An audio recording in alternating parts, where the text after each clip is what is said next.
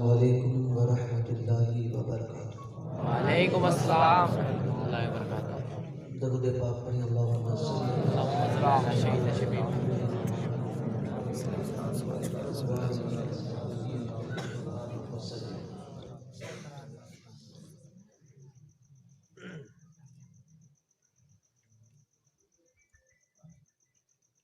حضرت سید کفایت علی کافی مراد آبادی رحمۃ اللہ تعالیٰ علیہ، جن کے متعلق میرے امام احمد رضا فرماتے ہیں کافی نعت کی دنیا کا بادشاہ ہے سبحان اللہ۔ اور میں ان کا وزیر۔ اعلیٰ حضرت جیسی شخصیت اپنے آپ کو ان کا وزیر بتائے اور کفایت علی کافی مراد آبادی کو بادشاہ کہے، یہ سید کفایت علی کافی مراد آبادی بھی حضرت کہہ رہے تھے۔ ان کا ایک کلام جو انہوں نے پڑھا نثر کے انداز میں نظم میں پڑھتا ہوں۔ سبحان اللہ۔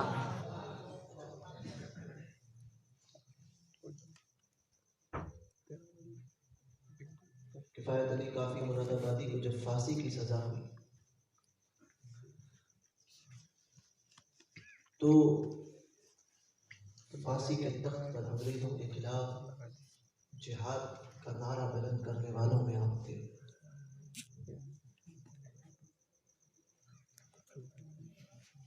پھانسی کی سزا ہوئی اور تخت پر لے جایا جانے لگا۔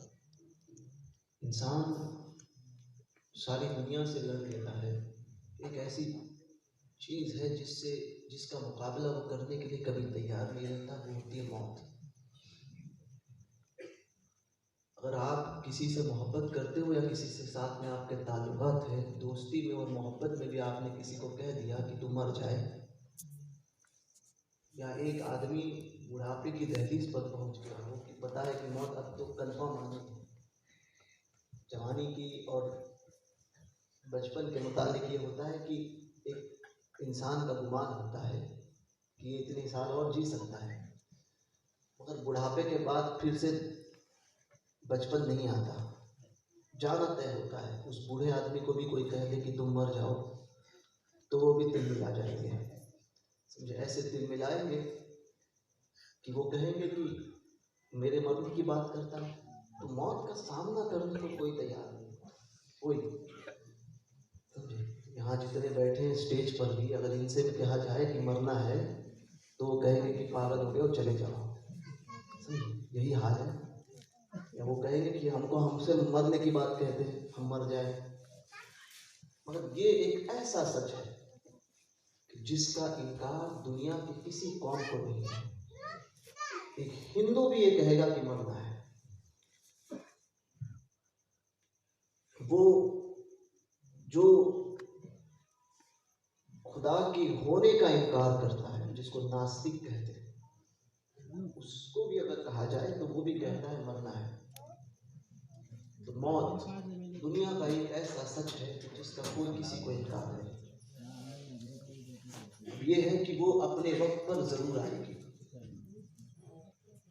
ہاں، تیاری کیا کرنی ہے اور کیا کی ہے یہ ہمارے اپنے اوپر ہے، اور سب کو وقت ملتا ہے اپنی آخرت کی تیاری کرنے میں۔ انسان اسے غفلت میں گزار دے یہ اس کی کمی، مگر وقت سب کو ملتا ہے۔ حضرت کہہ رہے تھے کہ علماء کے پاس کروڑوں آ جائے تو میں کہتا ہوں کہ اگر کروڑ آ جائیں گے تو پوری امامت ہی چھوڑ دیں گے وہ۔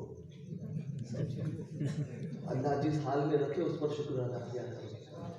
اللہ نے آپ کے لیے یہ حال بہتر رکھا ہے، اس لیے آپ کو کروڑ نہیں دیے، سمجھے۔ یہ دعا کرو کہ اللہ جس حال میں رکھے ایمان کی ساتھ میں رکھے۔ کروڑوں آنا یہ کوئی کمال نہیں ہے، ایمان کی سلامتی کے ساتھ دنیا سے جانا یہ کمال ہے۔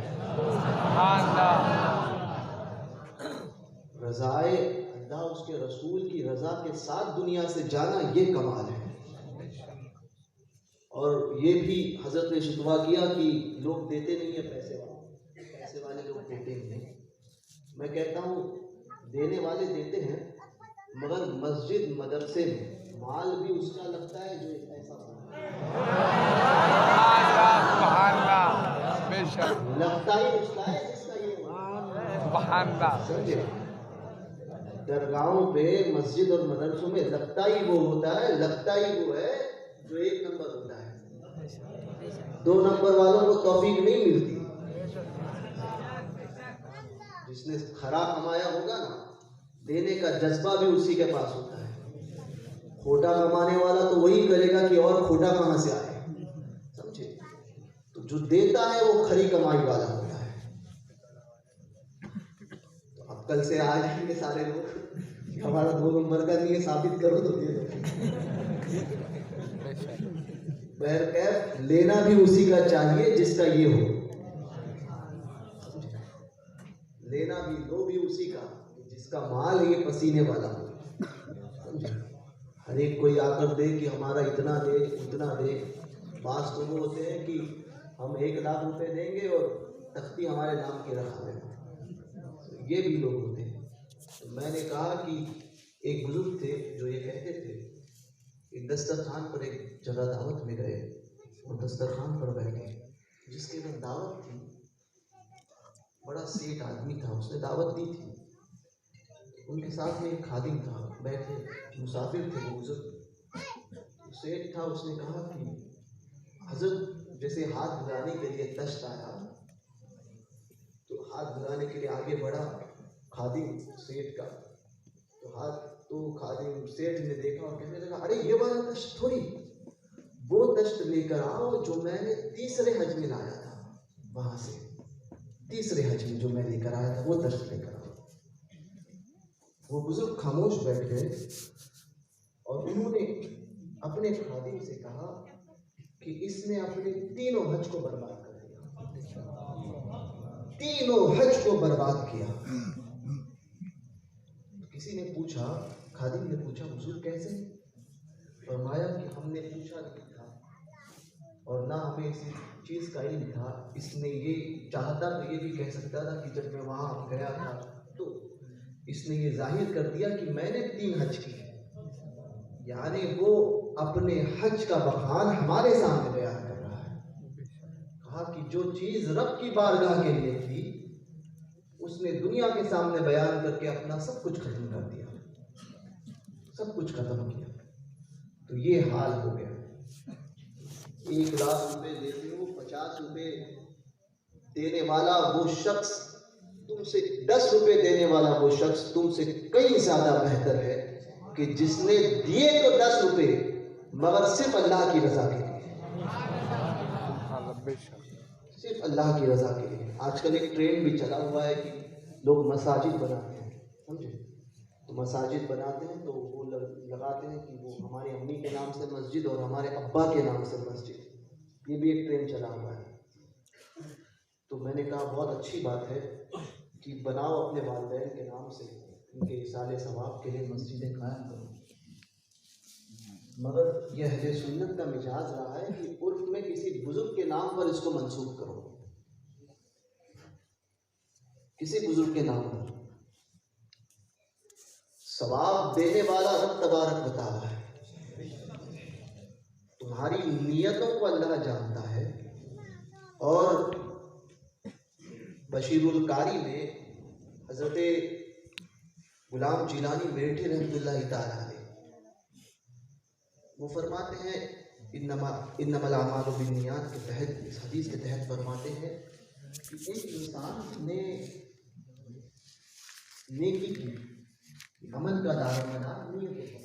اس متعلق آپ نے لکھا ہے، فرماتے ہیں کہ انسان نے نیکی کی اور اس کے پاس کتنا پیسہ تھا اس نے نیکی کی.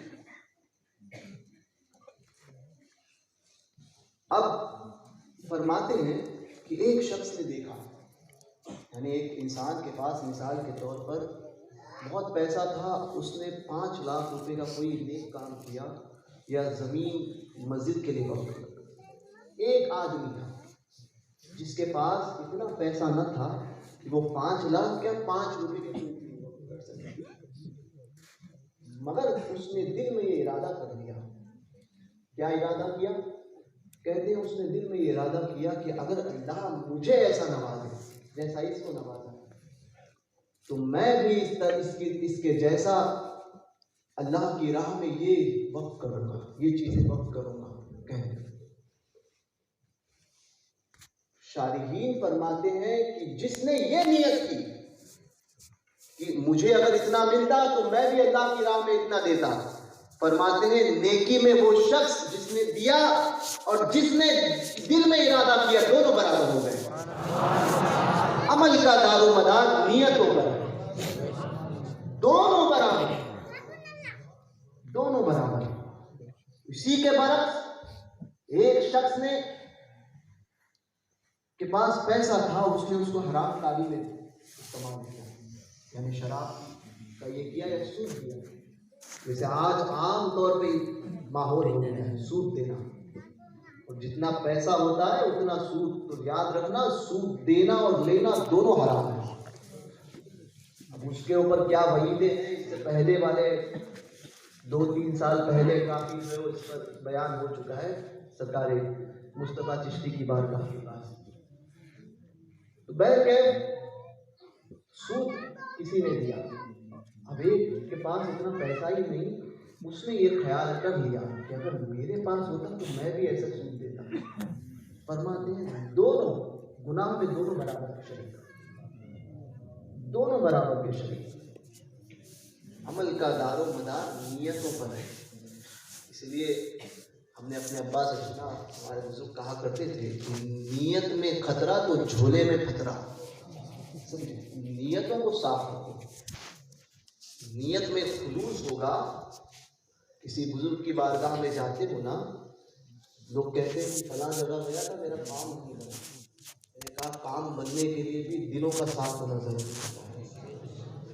دلوں میں اگر میل رکھ کر جاؤ گے تو پھر فیض ملنا تو دور کی بات ہے، اس کی بو تک میسر نہیں ہوگی. دلوں کو صاف رکھو. اولیاء کاملین اپنے دلوں کو صاف رکھتے تھے. تو کفایت علی کافی مراد آبادی رحمۃ اللہ تعالیٰ علیہ، میں اپنے موضوع پر دلوں کو صاف رکھنے پر پھر آؤں گا. تو کفایت علی کافی مراد آبادی جا رہے تھے تخت پر پھانسی کے. موت سب جس سے سب ڈرتے ہیں، وہ کفایت علی کافی جب موت کے قریب جا رہے ہیں کہ اب پتہ ہے کنفرم ہے. ایک انسان کو اگر یوں ہی مذاق میں کہے تو لوگ ماننے کو تیار نہیں ہوتے، اور جب کنفرمیشن ہو جائے کہ اب تو مرنا ہی ہے، دوسرا چارہ ہی نہیں ہے، تو بتاؤ کسی کو لے کر جایا جائے گا کہ تجھے مرنا ہے تو وہ چارے کو تیار نہیں ہوگا. کفایت علی کافی ہنستے ہوئے جا رہے ہیں، ہنستے ہوئے جا رہے ہیں پھانسی کے تخت پر. اور بعض نے مورخین نے تو یہاں تک لکھا کہ جب پھانسی کے تخت پر چڑھ گئے تھے، اب گلے میں پھندا ڈالنے والے تھے، کفایت علی کافی آسمان کی طرف دیکھ کر مسکرا رہے تھے. کفایت علی کافی آسمان کی طرف دیکھ کر مسکرا رہے تھے. ایک تو جید عالم دین اور ساتھ میں نسب بھی اعلیٰ نسب سید زادے. اور بزرگوں نے فرمایا ہے کہ نیکیوں میں سید زادہ اگر کوئی نیکی کرے تو اس کے لیے اجر زیادہ ہے. خود میر عبد الواحد بلگرامی نے سبا سنابل شریف میں لکھا ہے کہ اگر ایک غیر سید ایک نیکی کرتا ہے تو اس کے لیے ایک ہے، سید اگر وہی نیکی کرے تو اس کے لیے دگنا ہے. جیسے حضرت امام جعفر طیار یہ جنگ موتا میں شہید ہوئے. جعفر طیار رضی اللہ تبارک و تعالی عنہ یہ حضرت علی کے بھائی ہیں، مولا کائنات کے سگے بھائی ہیں جعفر طیار. تو حضور فرماتے ہیں کہ میں نے دیکھا اسی جنگ میں حضرت زید بن حارثہ بھی شہید ہوئے ہیں اور عبداللہ بن رواحہ بھی شہید ہوئے. تو فرماتے ہیں کہ میں نے زید کو دیکھا کہ وہ شہید ہوئے تو ان کو پکڑ کر جو ہے فرشتوں نے ہاتھ پکڑ کر جو ہے وہ جنت میں داخل کرا دیا۔ حضرت عبداللہ بن رواحہ شہید ہوئے تو ان کو ہاتھ پکڑ کے جنت میں داخل کرا دیا۔ جعفر طیار شہید ہوئے تو میں نے دیکھا کہ اللہ تبارک و تعالیٰ نے ان کے کاندھوں پر 2 سونے کے پر لگائے، پر لگائے۔ تو میں نے پوچھا کہ اور وہ فرشتوں کے ساتھ اڑتے ہوئے تھے، میں نے پوچھا کہ زید کے ساتھ میں یہ معاملہ نہیں، عبداللہ کے ساتھ میں معاملہ نہیں۔ فرمایا محبوب یہ آپ کے قرابت دار ہے، حضور یہ آپ کا رشتہ دار ہے، اسی لیے یہ اہل بیت سے ہے، اسی لیے ان کا تعلق انہیں سونے کے پر، اس لیے ان کو طیار کہا جاتا ہے۔ طیار کہتے ہیں اڑنے والے کو، اڑنے والے کو طیار کہتے ہیں، سمجھے؟ تو جعفر طیار تو حضرت یہ تھے سید زادے، تو آسمان کی طرف دیکھ کر مسکرا۔ کسی نے پوچھا تھا کیا بات ہے، کیونکہ کبھی کبھی ایسا ہوتا ہے کہ کسی کو موت سامنے ہو تو دماغ بھی کام نہیں کرتا ہے، تو کسی کو یہ لگا کہ شاید ہوش کھو بیٹھے۔ حضرت سید کفایت علی کافی مراد آبادی نے آسمان کی طرف میں دیکھا، دیکھتے ہوئے مسکرائے۔ فرماتے ہیں کہ جس کا دیدار کی تمنا زندگی بھر تھی، آج اس محبوب کو اپنے سامنے چلوا افروز وہ کفایت علی کافی، وہ جب فانسی کے تخت پہ جا رہے تھے تو ایک کلام لکھا تھا، اس کلام کے تعلق سے کلام کیا لکھا تھا؟ فرماتے ہیں کوئی گل باقی رہے گا، نئے چمن رہ جائے گا، کوئی گل باقی رہے گا، نئے چمن رہ جائے گا۔ نئے جو ہے یہ قدیم اردو پر رسول اللہ کا دین حسن رہ جائے گا، پر رسول اللہ کا دین حسن رہ جائے گا۔ نام شاہ جہاں مٹ جائیں گے، لیکن یہاں نام شاہ جہاں مٹ جائیں گے، لیکن یہاں نعت حضرت کا زبانوں، نام شاہ جہاں مٹ جائیں گے، لیکن یہاں حشر تک نام و نشانی پنجتن رہ جائے گا۔ سب فنا ہوگا، سب کوئی باقی رہنے کو نہیں آیا اور کوئی ہمیشہ ہمیشہ کی زندگی لے کر نہیں آیا۔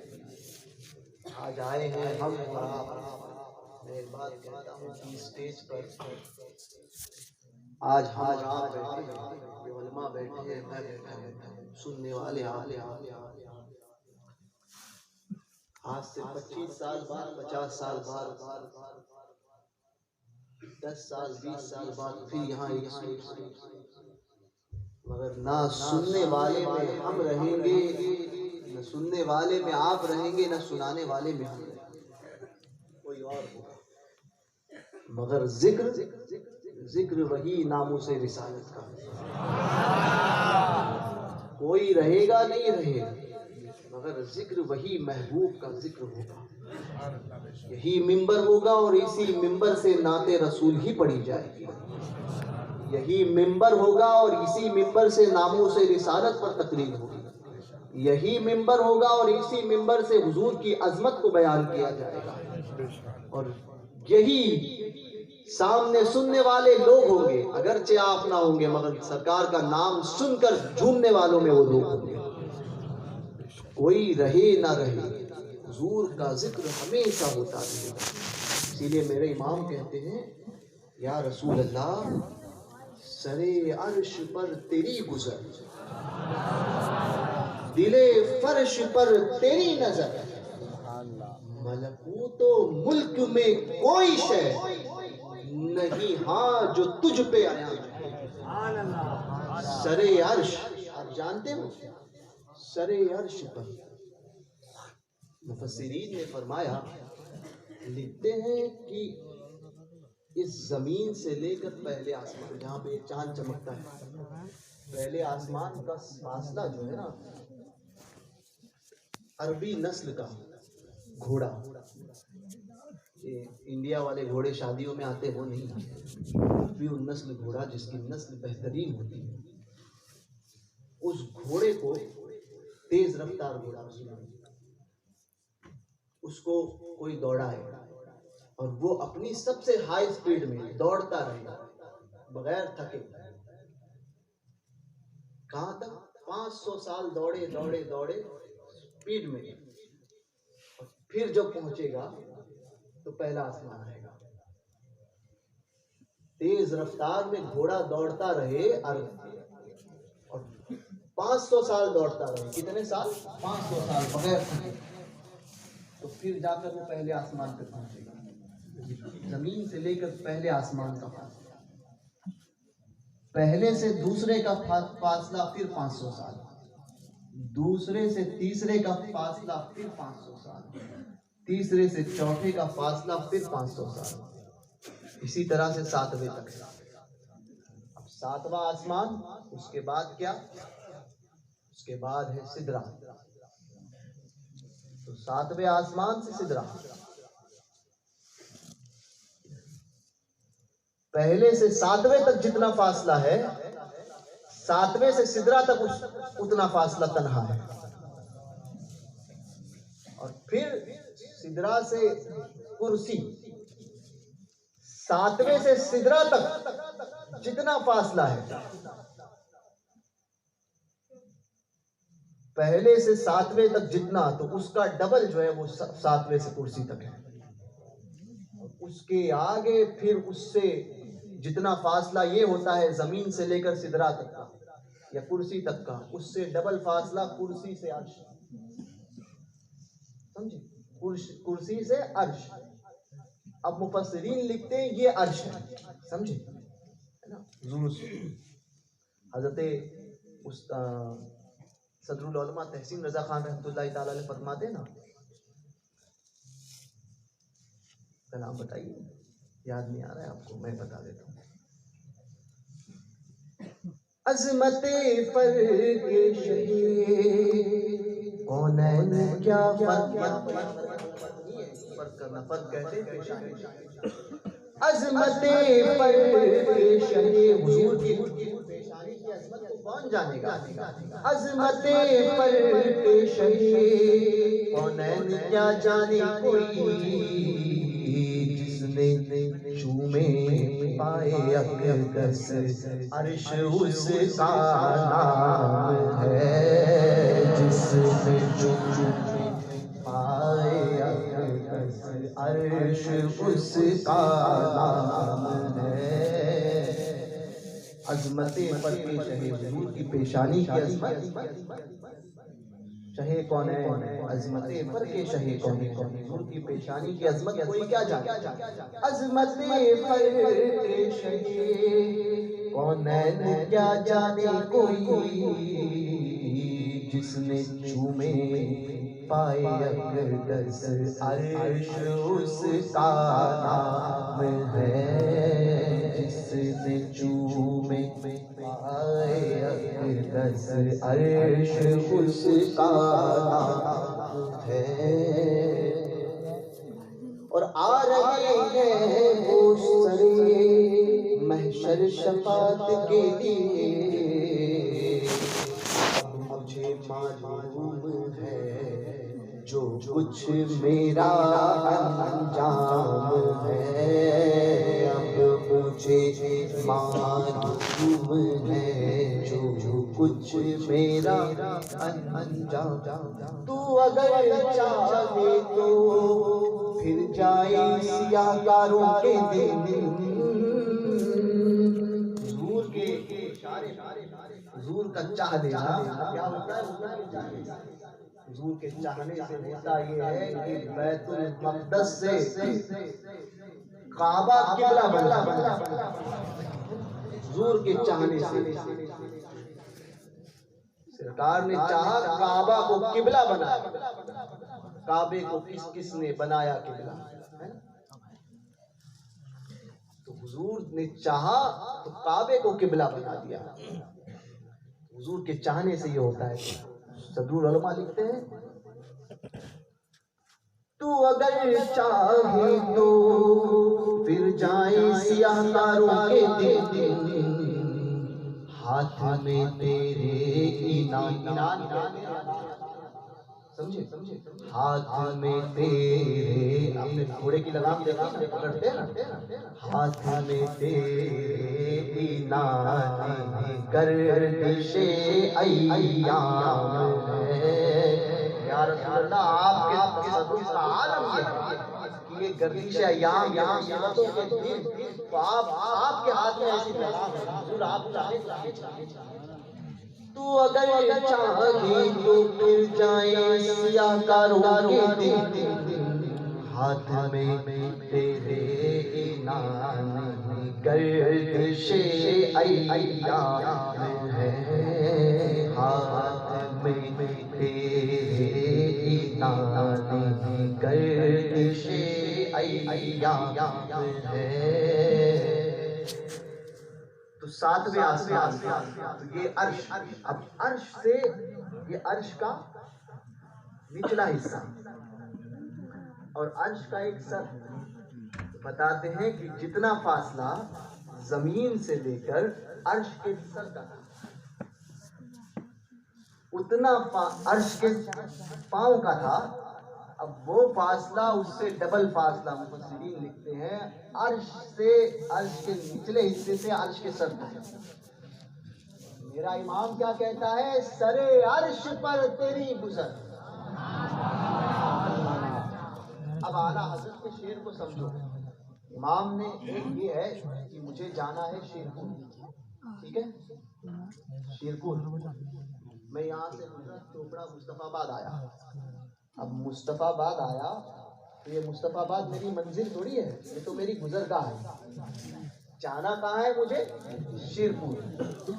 تو اعلیٰ حضرت فرماتے ہیں سرے عرش پر، سرے عرش پر تیری گزر۔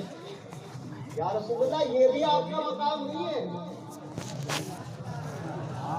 ڈیسٹینیشن نہیں، آخری پوائنٹ نہیں، گزر ہے گزر، سرے عرش پر تیری گزر، سرے عرش پر، یہ تو گزرنا ہے، گزرگاہ ہے، ہوتا ہے نا کہ چوپڑا سے گزر گئے، جانا کہاں ہے؟ شیرپور، تو یہ تو چوپڑا سے گزرنا ہو گیا، سرے عرش پر تیری گزر۔ اور پھر اب ظاہر سی بات ہے آپ کسی پیسے والے کے پاس جائیں، پیسے والے جب پیسہ ہو جاتا ہے تو پھر وہ نیچے نہیں دیکھتا، اس لیے مفتی صاحب 1 کروڑ روپے آئیں گے تو آپ چھوڑ دیں گے ان لوگوں کو، نیچے نہیں دیکھتا ہوں، پیسہ اتنا آ گیا اس کے پاس، فرماتے یا رسول اللہ آپ کی عظمت کا عالم یہ ہے، سرے عرش پر تیری گزر، یہاں سے گزرتے ہیں، اس کے باوجود بھی غریبوں پہ کرم کا عالم یہ کہ دل فرش پر تیری نظر۔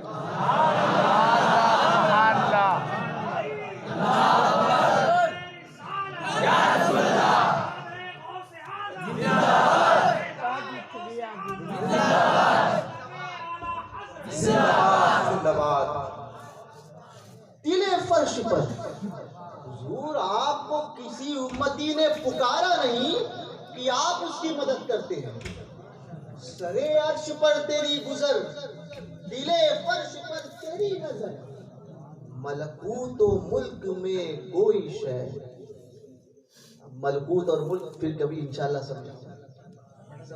اس کو سمجھانے کے لیے یہ سمجھ لو کہ یہ جسم ہے، اس کو ملک کہتے ہیں، بس اتنا سمجھ لیجیے. یہ جسم ہے. نوری میاں فرماتے ہیں یہ جسم کی کیا سمجھ رکھا ہے آپ نے انسانی جسم کو؟ فرماتے ہیں یہ جسم اپنے اندر یہ خوبیاں لیے رہتا ہے کہ یہ ساری دنیا جس کو آپ دیکھتے ہو نا، اس سے بھی بڑی دنیا اس کے اندر ہے.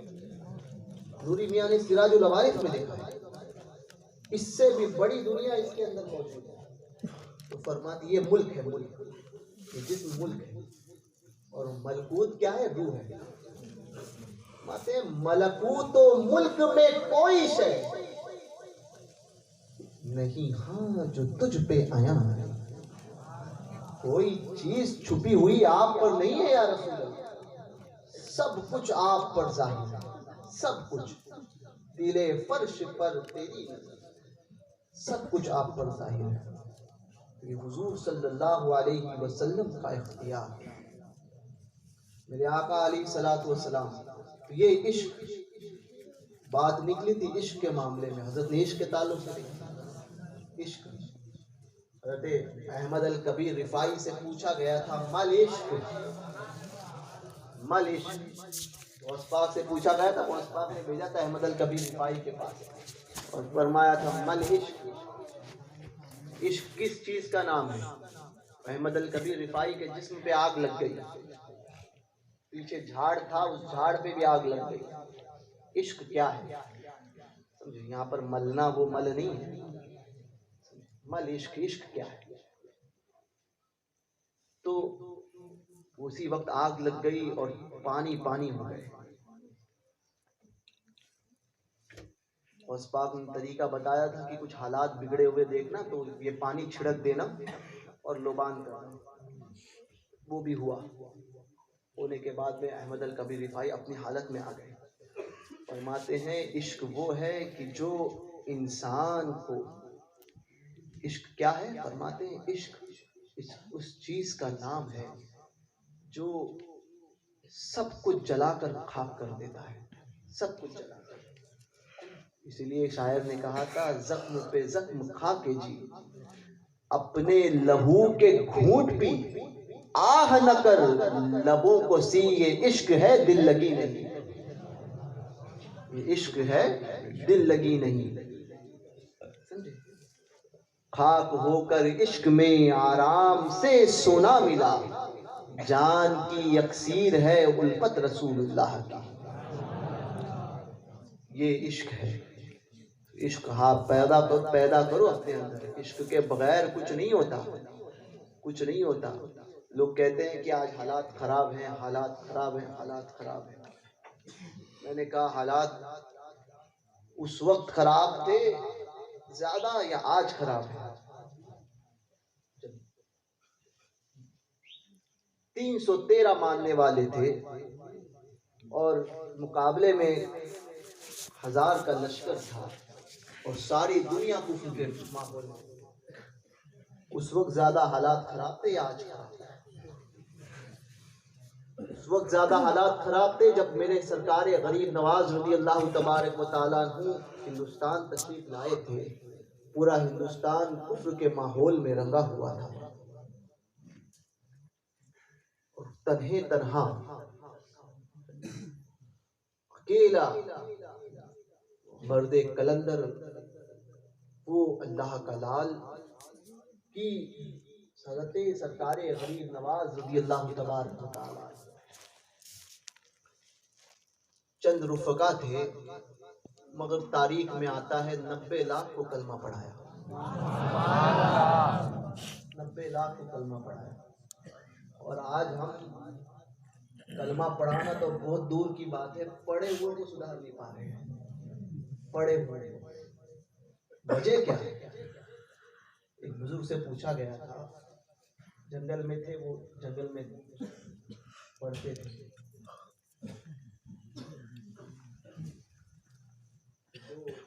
مولانا صاحب پہنچے، جو راستے میں پہنچے تھے تو پہنچے راستے میں سے جب وہ گزر رہے تھے رات میں جو راستہ بھٹک گئے تھے یا جنگل میں پہنچے تھے، مسافر تھے. اب پہنچنے کے بعد میں انہوں نے دیکھا کہاں پر رہیں گے، تو پتہ چلا کہ دور جھوپڑی دکھائی دی. وہاں پر پہنچے، آواز لگائی تو بزرگ باہر آئے اور کہنے لگے حضرت انقلاب علماء سے ہی آتا ہے مگر بننا ویسا پڑے گا. سمجھے؟ کفایت علی کافی بنو گے یا فضل حق خیر آبادی بنو گے تب تمہیں جو ہے وہ ویسے لوگ میسر آئیں گے. سمجھے؟ خسرو کی تمنا کرنے والوں کو نظام الدین بننا پڑے گا، اور نظام الدین پانے کے لیے خسرو بننا پڑے گا. تو وہ دو پہنچنے کے بعد میں عشاء کا وقت تھا. عشاء کے وقت میں نماز کی بات ہوئی. یہاں جھوپڑی میں جنگل میں رہتے تھے، تو انہوں نے کہا کہ آپ امامت کیجیے. مولانا نے کہا کہ نہیں، چونکہ مقیم کی امامت جو ہے وہ افضل ہے، لہٰذا آپ ہی کر لیجیے. کہا نہیں، میں اس قابل کا نہیں. کہا ہم کہہ رہے نماز پڑھائی. تو تجوید کی رعایت میں کچھ غلطی ان سے ہوئی. نماز تو ہو گئی. پلٹنے کے بعد میں وہ دونوں مولانا صاحب لپکے بن گئے. پتہ نہیں آپ کو آپ کی یہ غلطی ہے، آپ نے کیوں سدھاری نہیں ایسا ویسا. انہوں نے کہا میں تو پہلے ہی کہہ رہا تھا کہ آپ پڑھاؤ. اور ہوتے نا کچھ ڈیڑھ شانے، وہی حال ہوا تھا. بولے تو پہلے ہی کہہ رہا تھا. کیا ایسا پڑھا ہے، سارے معاملات ہوئے وغیرہ. انہوں نے کہا کہ ٹھیک ہے، میں بزرگ تھے، انہوں نے کہا میں اپنی اصلاح کروں گا. معاملات ہوئے. کچھ کہا نہیں بلکہ کہا کہ آپ کا بہت بہت شکریہ کہ آپ نے میری جو اصلاح. لیکن وہ دونوں نے ان پر اس طرح سے بوچھار کرتی تھی، الفاظ خاموش رہے. رات ہوئی، دونوں کو سونے کے لیے کہا، سوئے. حضرت بھی وہاں پر سوئے. اب اتنے میں جنگل کا بادشاہ شیر آیا، کٹھیا میں داخل ہوا اور دونوں مولانا کی طرف پر لپکا. اب جیسے ہی اس نے دہاڑی لگائی تو انہوں نے ان کی آنکھ کھلی اور دیکھ کر فوراً پیچھے بھاگ گئے. دونوں کے دونوں چلانے لگے. وہی موت جب سامنے آتی ہے تو کیا ہوتا ہے. یہ آواز ان کی سن کر سام پیچھے وہ کٹھیا کے کونے میں جو اندر کی طرف وہ بزرگ تھے، دوڑتے ہوئے آئے. آنے کے بعد میں شیر کے سامنے آئے. شیر کا کان پکڑا اور کہتے ہیں کہ میرے خادموں کو تو پریشان کرتا ہے، میرے مہمانوں کو پریشان کرتا ہے.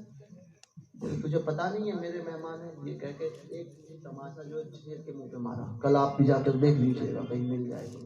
یہاں کتے کو مارنے کو لوگ ڈرتے ہیں، تو شیر تھا. رات میں کبھی آپ نکل جاؤ تو کتا بھونکنے لگ جائے تو آدمی کتے سے بھاگتا ہے. یہ تو ہمارا حال ہے. شیر تھا. شیر کو آپ لوگوں کی زبان میں چماٹ تو تھپڑ مارا، رسید کیا، کہا چل جا. شیر اپنی دم کو دبائے نیچے سر مندی رکھے جو ہے خاموشی سے نکل گیا.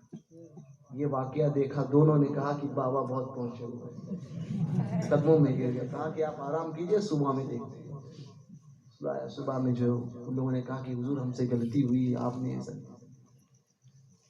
تو انہوں نے جواب دیا تھا. وہ بزرگ نے فرمایا کہ مولانا صاحب آپ نے زندگی بھر اپنے ظاہر کو سنوارنے میں لگا دی، اور میں نے اپنی زندگی اپنے باطن کو سنوارنے میں لگائی. اسی لیے آپ نے ظاہر کو سنوارا تو شیر آپ سے نہیں ڈرا، اور میں نے اپنے باطن کو سنوارا اور شیر مجھ سے ڈر گیا. سارے معاملات یہاں سے ہوتے ہیں. یہ جو ہے یہ صاف ہونا چاہیے. ورنہ آپ نے علم حاصل کیا، بہت بڑے بن گئے. کیا فائدہ اس علم کا جو علم آپ کی بخشش نہ کرا سکے. کیا فائدہ اس علم کا جو علم آپ سے برائی کو نہ چھڑا سکے. کیا فائدہ اس علم کا جو علم آپ کے اندر تکبر پیدا کرے. اور کیا فائدہ اس علم کا جو علم یہ بتائے کہ تو چھوٹا اور میں بڑا. کوئی فائدہ نہیں. آپ نے اگر اللہ نے ہم کو علم سے نوازا تو یہ ہمارا کام ہے کہ دوسروں کو حقیر نہ سمجھیں بلکہ شکر ادا کریں کہ اللہ میں اس قابل نہ تھا، تو نے کرم فرمایا مجھے علم عطا کیا. ہم یہ ہماری اندر جو سوچ ہو گئی ہے نا، اور یہی وجہ ہے کہ لوگ کہتے ہیں کہ ہم پیچھے کیوں ہیں. سمجھے، پیچھے ہونے کی وجہ یہی ہے کہ ہم نے ہمارے دلوں میں اتنا بغض بھر دیا ہے کہ کوئی کسی کے اندر خوبیاں دکھتی ہی نہیں. ہم سب میں عیب تلاش کرتے ہیں، سب میں عیب تلاش کرتے ہیں. عیبوں کو دیکھتے ہیں کہ فلاں دکھتا کیسا ہے، فلاں چلتا کیسا ہے، فلاں نے بات کیسی کی، فلاں بیٹھا تھا کیسا. یہی وجہ ہے کہ اس کے باوجود بھی لوگ کہتے ہیں کہ پھر لوگ آتے ہیں کہ ہمارے لیے دعائیں کریں، پریشانیاں نہیں جاتی. میں نے کہا کہ زندگی بھر اپنے پیٹھ کے، دوسروں کے پیٹھ کے تل دیکھتا رہا، کبھی یہ بھی کوشش کرتا کہ آئینے میں جا کر خود کے پیٹھ کے تل دیکھتا. کبھی یہ بھی تو کوشش کرو. حضور احسن العلماء فرماتے تھے مجھے ان ہاتھ چومنے والوں سے ڈر لگتا ہے کہ اب تو میرے سامنے میرے ہاتھ چوم رہے ہیں، میرے پیر چوم رہے ہیں، میرے پیٹھ پیچھے میرے ہی تعلق سے کیا بولے میں نہیں جانتا. یہ ہو گیا ہے قوم کا حال. تبدیلی آئے گی کیسے؟ تبدیلی آئے گی کیسے؟ اس کا حق مارا، اس کا حق مارا. حضرت بدر ملت فرماتے تھے کہ کافر کو بھی دھوکہ دینا جائز نہیں ہے. پڑھ لیجئے، یہ علماء سے پوچھ لیجئے گا.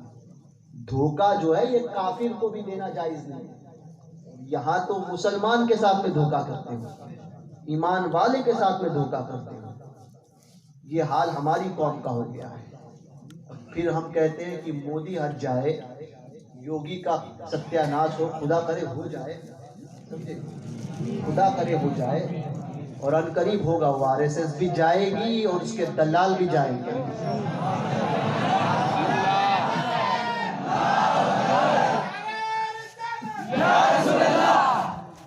قادری دولہ زندہ باد، قادری دولہ زندہ باد. لبیک یا رسول اللہ، لبیک یا رسول اللہ، لبیک یا رسول اللہ. سب مگر ضرورت اس بات کی ہے کہ ہم اپنے آپ کو بدلیں اپنے آپ کو. دوسروں کے محل دیکھنے سے بہتر ہے اپنی جھوپڑی جو اللہ نے تمہیں عطا کی ہے اس پر شکر ادا کرو. نہ دیکھو دوسروں کے محل کیسے. اللہ نے تمہیں جو دیا ہے اس نعمت کا شکر ادا کرو. محلوں میں رہنے والا ہر روز چین کی نیند سوئے یہ ضروری نہیں ہے. یہ کیا کم ہے کہ نہ دینے کے باوجود تمہیں چین کی نیند سلاتا ہے. یہ شکر ادا کرو رب کا. چیز تمہیں عطا کی گئی وہ اور کو نہیں عطا کی گئی. یہ کیا کم ہے کہ تمہیں اگرچہ تمہارے پاس پیسہ نہیں، دنیا کا مال نہیں، مگر تمہارے پاس وہ دولت ہے جو اس بڑے محل میں رہنے والے کے پاس نہیں. وہ دولت ایمان کی دولت ہے، ایمان کی دولت. ورنہ پیسہ ہونے کے لیے امبانی کے پاس کم پیسہ نہیں ہے، بہت پیسہ ہے، مگر اس کے باوجود بھی وہ دولت نہیں ہے جو تمہارے پاس ہے. وہ دولت نہیں. تو تم دنیاوی اعتبار سے غریب ہونے کے باوجود بھی دنیا میں سب سے زیادہ امیر طبقہ. حالات بدلنے کی بات جو کرتے ہیں، حالات اس وقت تک نہیں بدلیں گے جب تک ہم اپنے آپ کو نہ بدلیں. مودی جائے گا تب جب تم بدلو گے، تمہارے اندر انقلاب آئے گا. ہمارے حال تو یہ ہو گئے ہیں، میں اکثر کہتا ہوں کہ 100 روپیہ ابھی الیکشن آ رہا ہے نا، اب یہ کارپوریشن کا الیکشن ہوگا اور اس کے بعد میں یہ تو 100 روپے میں تو ہم بکنے والے لوگ ہو گئے ہیں. جس قوم کا سودا کوئی نہیں کر سکتا تھا آج اس قوم کو خریدتے ہیں. یہ محلے کے 50 نوجوان مل جائیں گے، اس میں کوئی ایک لیڈر ہوگا، وہ کہے گا کہ اس کو دینا ہے، وہ کہے گا اس کو دینا ہے، وہ کہے گا اس کو دینا ہے. پیسے سب سے لیں گے اور سب کو دھوکہ دیں گے. یہ حال تو تمہارا ہو گیا ہے.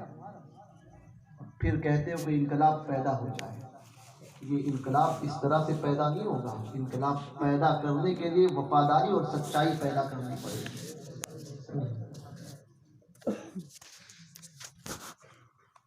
یہ 500 روپے اور 100 روپے میں بکو مت. اپنے ایمان کا سودا مت کرو. یاد رکھنا رب کی بارگاہ میں اس کا بھی جواب دینا پڑے گا. جو ووٹ کا اختیار آپ کو ملا ہے نا، وہ ووٹ جا کر بی جے پی کے دلالوں کو اور RSS کے دلالوں کو نہیں دینا. یہ اس کے تعلق سے بھی پوچھا جائے گا کہ تو نے یہ ووٹ جو تجھے اختیار ملا تھا وہ تو نے اس کو کیوں دیا. تو اپنے ووٹ کا بھی صحیح استعمال کرنا اور اپنے کردار کو ویسا بناؤ. ابھی میں آیا تھا کچھ دن پہلے ایک جگہ پر، کیونکہ وہ معاملہ عوام کے سامنے نام اس جگہ کا لے نہیں سکتا میں. تو یہی دلالوں کی میٹنگ چل رہی تھی. میٹنگ میں ان لوگوں نے کہا تھا، اور یہ مسلمانوں کی ہوٹل میں بیٹھ کر ان کی میٹنگ، ان دلالوں کی میٹنگ میں کہتے ہیں کہ مسلمانوں کو سب سے پہلے آپس میں لڑاؤ قومی بات پر. یعنی کوئی سید ہے، کوئی شیخ ہے، کوئی پٹھان ہے، کوئی انصاری ہے، کوئی منیار ہے، اس میں آپس میں لڑاؤ. یہ ان کے ایجنٹوں میں شامل. ان کی زمینیں جہاں جہاں ہیں ان پر قبضہ کرو. ان کو کسی بھی کیس میں پھنساؤ. اور جس گاؤں میں اگر یہ کم تعداد میں ہیں، ان کی تعداد کو وہاں سے ان کو، یہ تو کھل کر بولے ہیں. ابھی جو جن سبھا ہوئی ہے اس میں تو کھل کر یہ بات تو کھل کر بولی ہے. لیکن یہ وہاں پہ بھی ہوئی تھی کہ جن گاؤں میں کم تعداد میں ہیں ان کو مار کر اس میں سے نکالو، ان کی زمینوں پر قبضہ کرو. جو قوم کافر کے معنی ہی ہوتا ہے پلٹنے والا. تو جو قوم اپنے معبود کے ماننے میں ایک نہیں ہوتی وہ تمہاری کیا ہوگی. 5 کلومیٹر تو بہت دور کی بات ہے. یہ آپ یہ گلی دیکھ لو، ٹھیک ہے، اس گلی میں اگر یہ کسی غیر کی کفاروں کی ہو تو اس گلی میں کسی اور کی عبادت ہوتی ہے. پھر اس نکڑ پر جاؤ تو وہاں پر بدل جائے گا، ہے نا. تو جو اپنے معبود کے ماننے میں سچے نہ ہو، ہاں 10 قدم پر اس کی اور 15 قدم پر اس کی، سمجھے، چلتی ہے. 10 قدم میں اس کو مانے، 15 قدم بعد ماننا بدل گیا، کوئی اور دکھ گیا تو اس کو مانے. تو وہ تمہارے وفادار کیسے ہو؟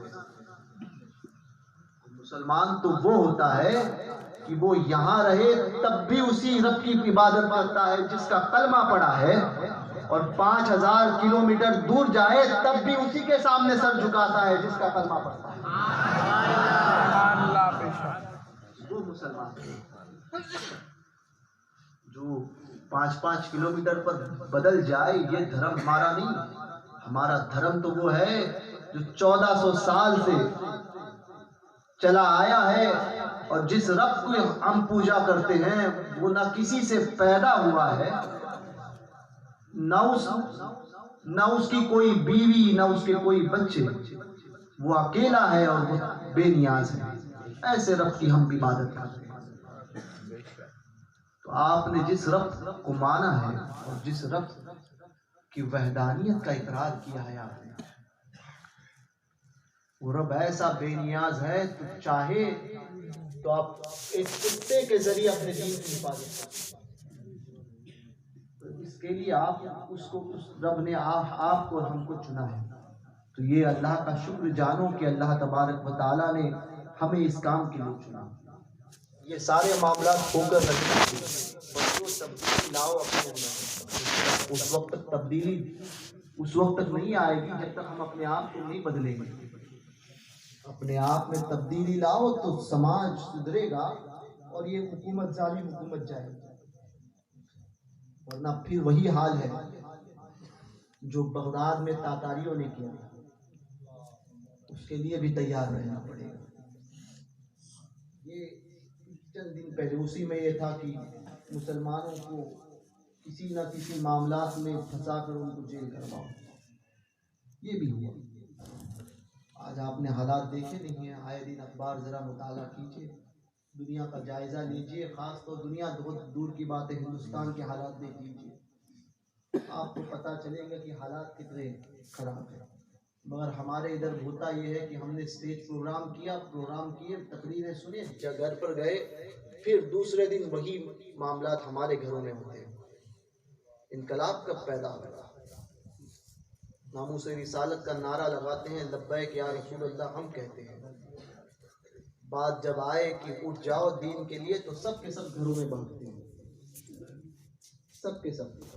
اور یہ حال معذرت کے ساتھ میں جو حال نیچے ہے وہی اوپر ہے،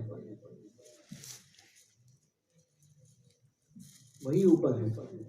امام احمد رضا نے یہ کہا تھا کہ ساتھی ساتھی کہہ کے پکار، ساتھی ہو تو جواب آئے، میرے اعلیٰ پھر جھنجلا کر سردے پٹکوں چل رہے مولا والی ہے۔ کوئی ہمارے ساتھ میں آئے گا، کوئی ہمارا ساتھ دے گا، اس کی فکر کرنا چھوڑ دو، خود کھڑے رہو، خود کھڑے رہو۔ میں یہی پیغام ان علماء کو بھی کہہ دیتا ہوں کہ کوئی آئے گا، کوئی ہمارا ساتھ دے گا، نہ، یہ نہیں ہوگا۔ پھر جھنجلا کر سردے پٹکوں چل رہے مولا والی ہے، خود کو کھڑے ہونا پڑے گا۔ اور ناموس رسالت کا معاملہ جہاں تک ہے تو یہ اتنا حساس مسئلہ ہے اور یہ اتنا اہم مسئلہ ہے کہ حضور کے ناموس پر پہرا دو، آپ کی نسلیں سنور جائے گی، نسلیں سنور جائے گی۔ جذبہ اپنے اندر پیدا کرو۔ عشق رسول جب تک پیدا نہیں ہوگا اس وقت تک انقلاب نہیں آئے گا۔ انقلاب وہی قوم لاتی ہے جس کے اندر عشق رسول پیدا ہوتا ہے۔ بیدار کرو اپنے اندر، ورنہ اسی میں لڑ لڑ کر آپ مر جاؤ گے، کہ آپس میں ہی لڑنا۔ ہمارے ادھر حال یہ ہو گیا ہے کہ ناموس رسالت، امام صاحب کو اگر کسی نے برا کہہ دیا ہمارے محلے کے، پیر صاحب کو ہمارے کسی نے برا کہہ دیا تو ہم مارنے اور مرنے پر تیار ہوتے ہیں۔ یہ حال ہوا نہیں ہے، دیکھ لیجیے آپ، ہماری قوم کا یہ حال ہے۔ مگر یہی بات جب حضور کی بات آتی ہے تو کہتے ہمیں کیا کرنا ہے؟ اسی آدمی نے جو اپنے پیر کے لیے مارنے اور مرنے پر تیار ہوتا ہے، اور ہونا بھی چاہیے اگر پیر کامل ہے، مگر پیر تو وسیلہ ہے، حقیقت میں ہمارے مرشد اعظم تو حضور ہے۔ حضور کی بات آتی ہے تو پھر ہم کہتے ہیں نہیں۔ اور یہی حال میں دیکھتا ہوں اسٹیجوں پر، آج تو حال یہ ہو گیا ہے کہ اسٹیجوں پر یہ ہوتا ہے کہ حمد پڑھو کوئی معاملہ نہیں، نعت شریف پڑھو کوئی معاملہ نہیں ہوتا ہے، سرکاروں کی منقبت کرو کوئی معاملہ نہیں ہوتا۔ میرے مرید نے میرا نام لیا، میرے مرید اچھل جائیں گے۔ کیوں؟ کیوں؟ سرکاروں کے نام سے تمہیں وجد نہیں آیا؟ جو نام جو بات تھی اصل وہ ہے نا، اصل کو چھوڑ کے ہماری طرف آتے ہو اور دکھاتے ہو ہم محبت کرتے ہیں۔ ارے تمہاری جذبے نے جب سرکاروں کے نام پر جو ہے وہ تمہارا جذبہ نہیں ابھرا تو میرے نام پر دکھاتے ہو کہ پیر صاحب کا نام لیا تو جو ہے وہ کتنے خوش ہوئے ہیں، تو لوگ دکھاتے ہیں کہ ہم اتنے خوش ہیں۔ نہ، یہ کم از کم ہمارے لیے تو یہ نہ ہو۔ میں اس کا قائل بھی نہیں ہوں اس چیز کا۔ جذبہ اپنے اندر پیدا کرو، سرکاروں کے نام پر اچھلنا سیکھو، مچلنا سرکاروں کے نام پر سیکھو۔ یہ حال دیکھتا ہوں میں اکثر جگہ، کسی اور کی بات نہیں کرتا، میں اپنی بات کرتا ہوں۔ یہ معاملات کب بدلیں گے؟ تبدیلیاں کب ہوگی؟ تبدیلیاں پیدا کرو اپنے اندر، اسٹیج کے مزاج کو بھی بدلو اور عوام اپنے آپ کے مزاج کو بھی بدلے گا۔ آقاؤں کے نام پر مچل جانا، اپنے شیخ کے نام پر محبت کا اظہار کرنا اچھی بات ہے، مگر یہ اظہار وہاں پہ بھی ہونا چاہیے جس کے نام کا کلمہ تم نے پڑھا، وہاں پہ بھی ہونا چاہیے۔ تو یہ وقتی محبتیں نہ دکھاؤ، اپنے اندر جذبہ پیدا کرو، تبدیلی پیدا کرو۔ جس وقت تک تبدیلی نہیں پیدا کرو گے کچھ بھی نہیں ہونے والا۔ زندگی کا مقصد جو ہے وہ ہم نے کھانا پینا اور کہہ دیا کہ کھانا پینا اور اپنی زندگی کو اطمینان سے گزار کر موج مستی کر کے سمجھ گئے کہ چلے گئے۔ یہ زندگی کا مقصد ہمارے لیے ہے ہی نہیں، ہمارا مقصد کچھ اور ہے اور ہمیں جانا کہیں اور ہے۔ حضرت ریحان ملت فرمایا کرتے تھے، چمنستان رضا کا پھول ہوں ریحان کہتے ہیں، میرا آغاز جنت ہے میرا انجام جنت ہے۔ جنت سے آئے ہو، جنتی باغ کی پشت میں آئے ہو تو جانا بھی جنت ہے، ٹھکانا بھی جنت ہے۔ تو اپنے مقصد کی طرف دھیان دو، کوشش کرو کہ اسی ٹھکانے پر جائے جہاں سے ہمارے جد آئے تھے، وہیں پر جائے۔ کوشش کرو، حضور کی محبت کو اپنے اندر پیدا کرو، اپنی اولاد کو سکھاؤ محبت رسول کس چیز کا نام ہے، ورنہ زندگیاں ختم ہو جائے گی۔ آنے کو تو ہر آتا ہے، ایک کتا بھی دنیا میں پیدا ہوتا ہے۔ اگر یوں ہی زندگی گزارنی ہے، چند دنوں کے بعد میں تو ہمارے گھر والے ہمیں بھول جاتے ہیں۔ کیا تعلق ہے ہمارا کفایت علی کافی سے؟ کون سا رشتہ ہے؟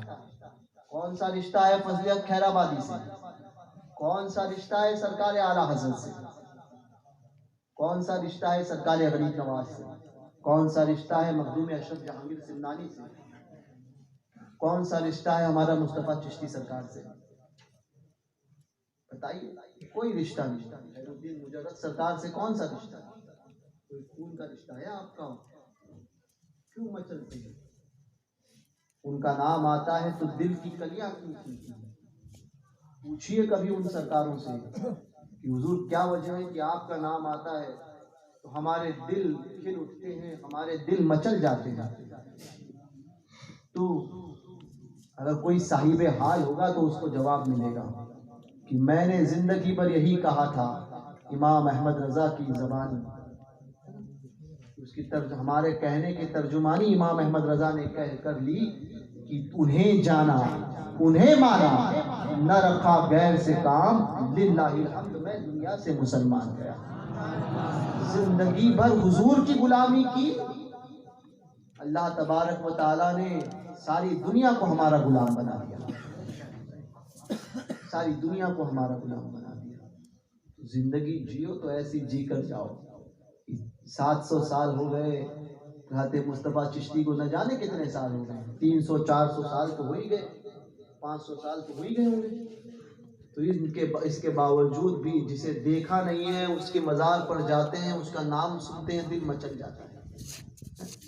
وجہ یہی ہے جو حضور کے ہو گئے، ساری دنیا ان کے قدموں میں آ گئی۔ کبھی کوشش تو کرو کہ ہم ان جیسے تو نہیں بن سکتے مگر ان کے سچے غلام تو بن جائیں۔ سچے غلام بننے کی کوشش تو کرو، اپنے اندر تبدیلی لاؤ۔ یہ سود کھانا، یہ دنیا کی تقاریر سے کہیں گے، لوگ کہتے ہیں کہ تقریر میں بیان کرو، تقریریں بہت ہو چکی، آپ کب تبدیلی پیدا کرو گے؟ خود کو سمجھنا چاہیے کہ آپ کے لیے کیا صحیح اور کیا غلط ہے، خود اپنا محاسبہ کرو۔ حضور احسن العلماء فرماتے تھے کہ یہ دل بہت بڑا مفتی ہے، بہت بڑا مفتی ہے، اس سے پوچھو آپ جو کرتے ہو یہ صحیح ہے یا غلط۔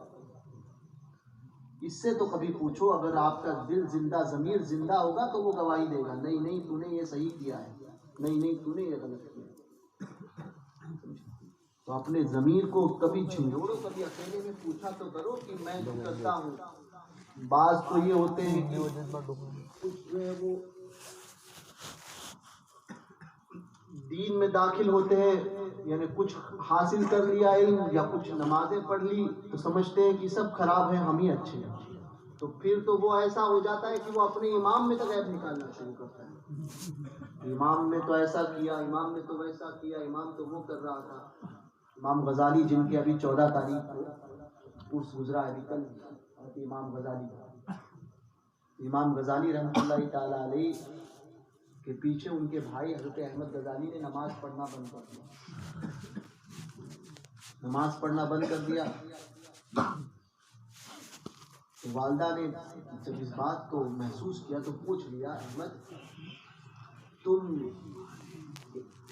محمد غزالی کے پیچھے نماز کیوں نہیں پڑھتے؟ امام غزالی کا نام محمد تھا, ان کی 16 پشتے محمد ہیں. امام غزالی کے والد, امام غزالی کا نام محمد, ان کے والد کا نام محمد, ان کے دادا کا نام محمد, پردادا کا نام محمد, لکڑ دادا کا نام محمد, سکڑ دادا, اوپر جتنے 16 دادا ان کے ایسے ہیں جو محمد نام. حضرت امام غزالی رضی اللہ تعالیٰ.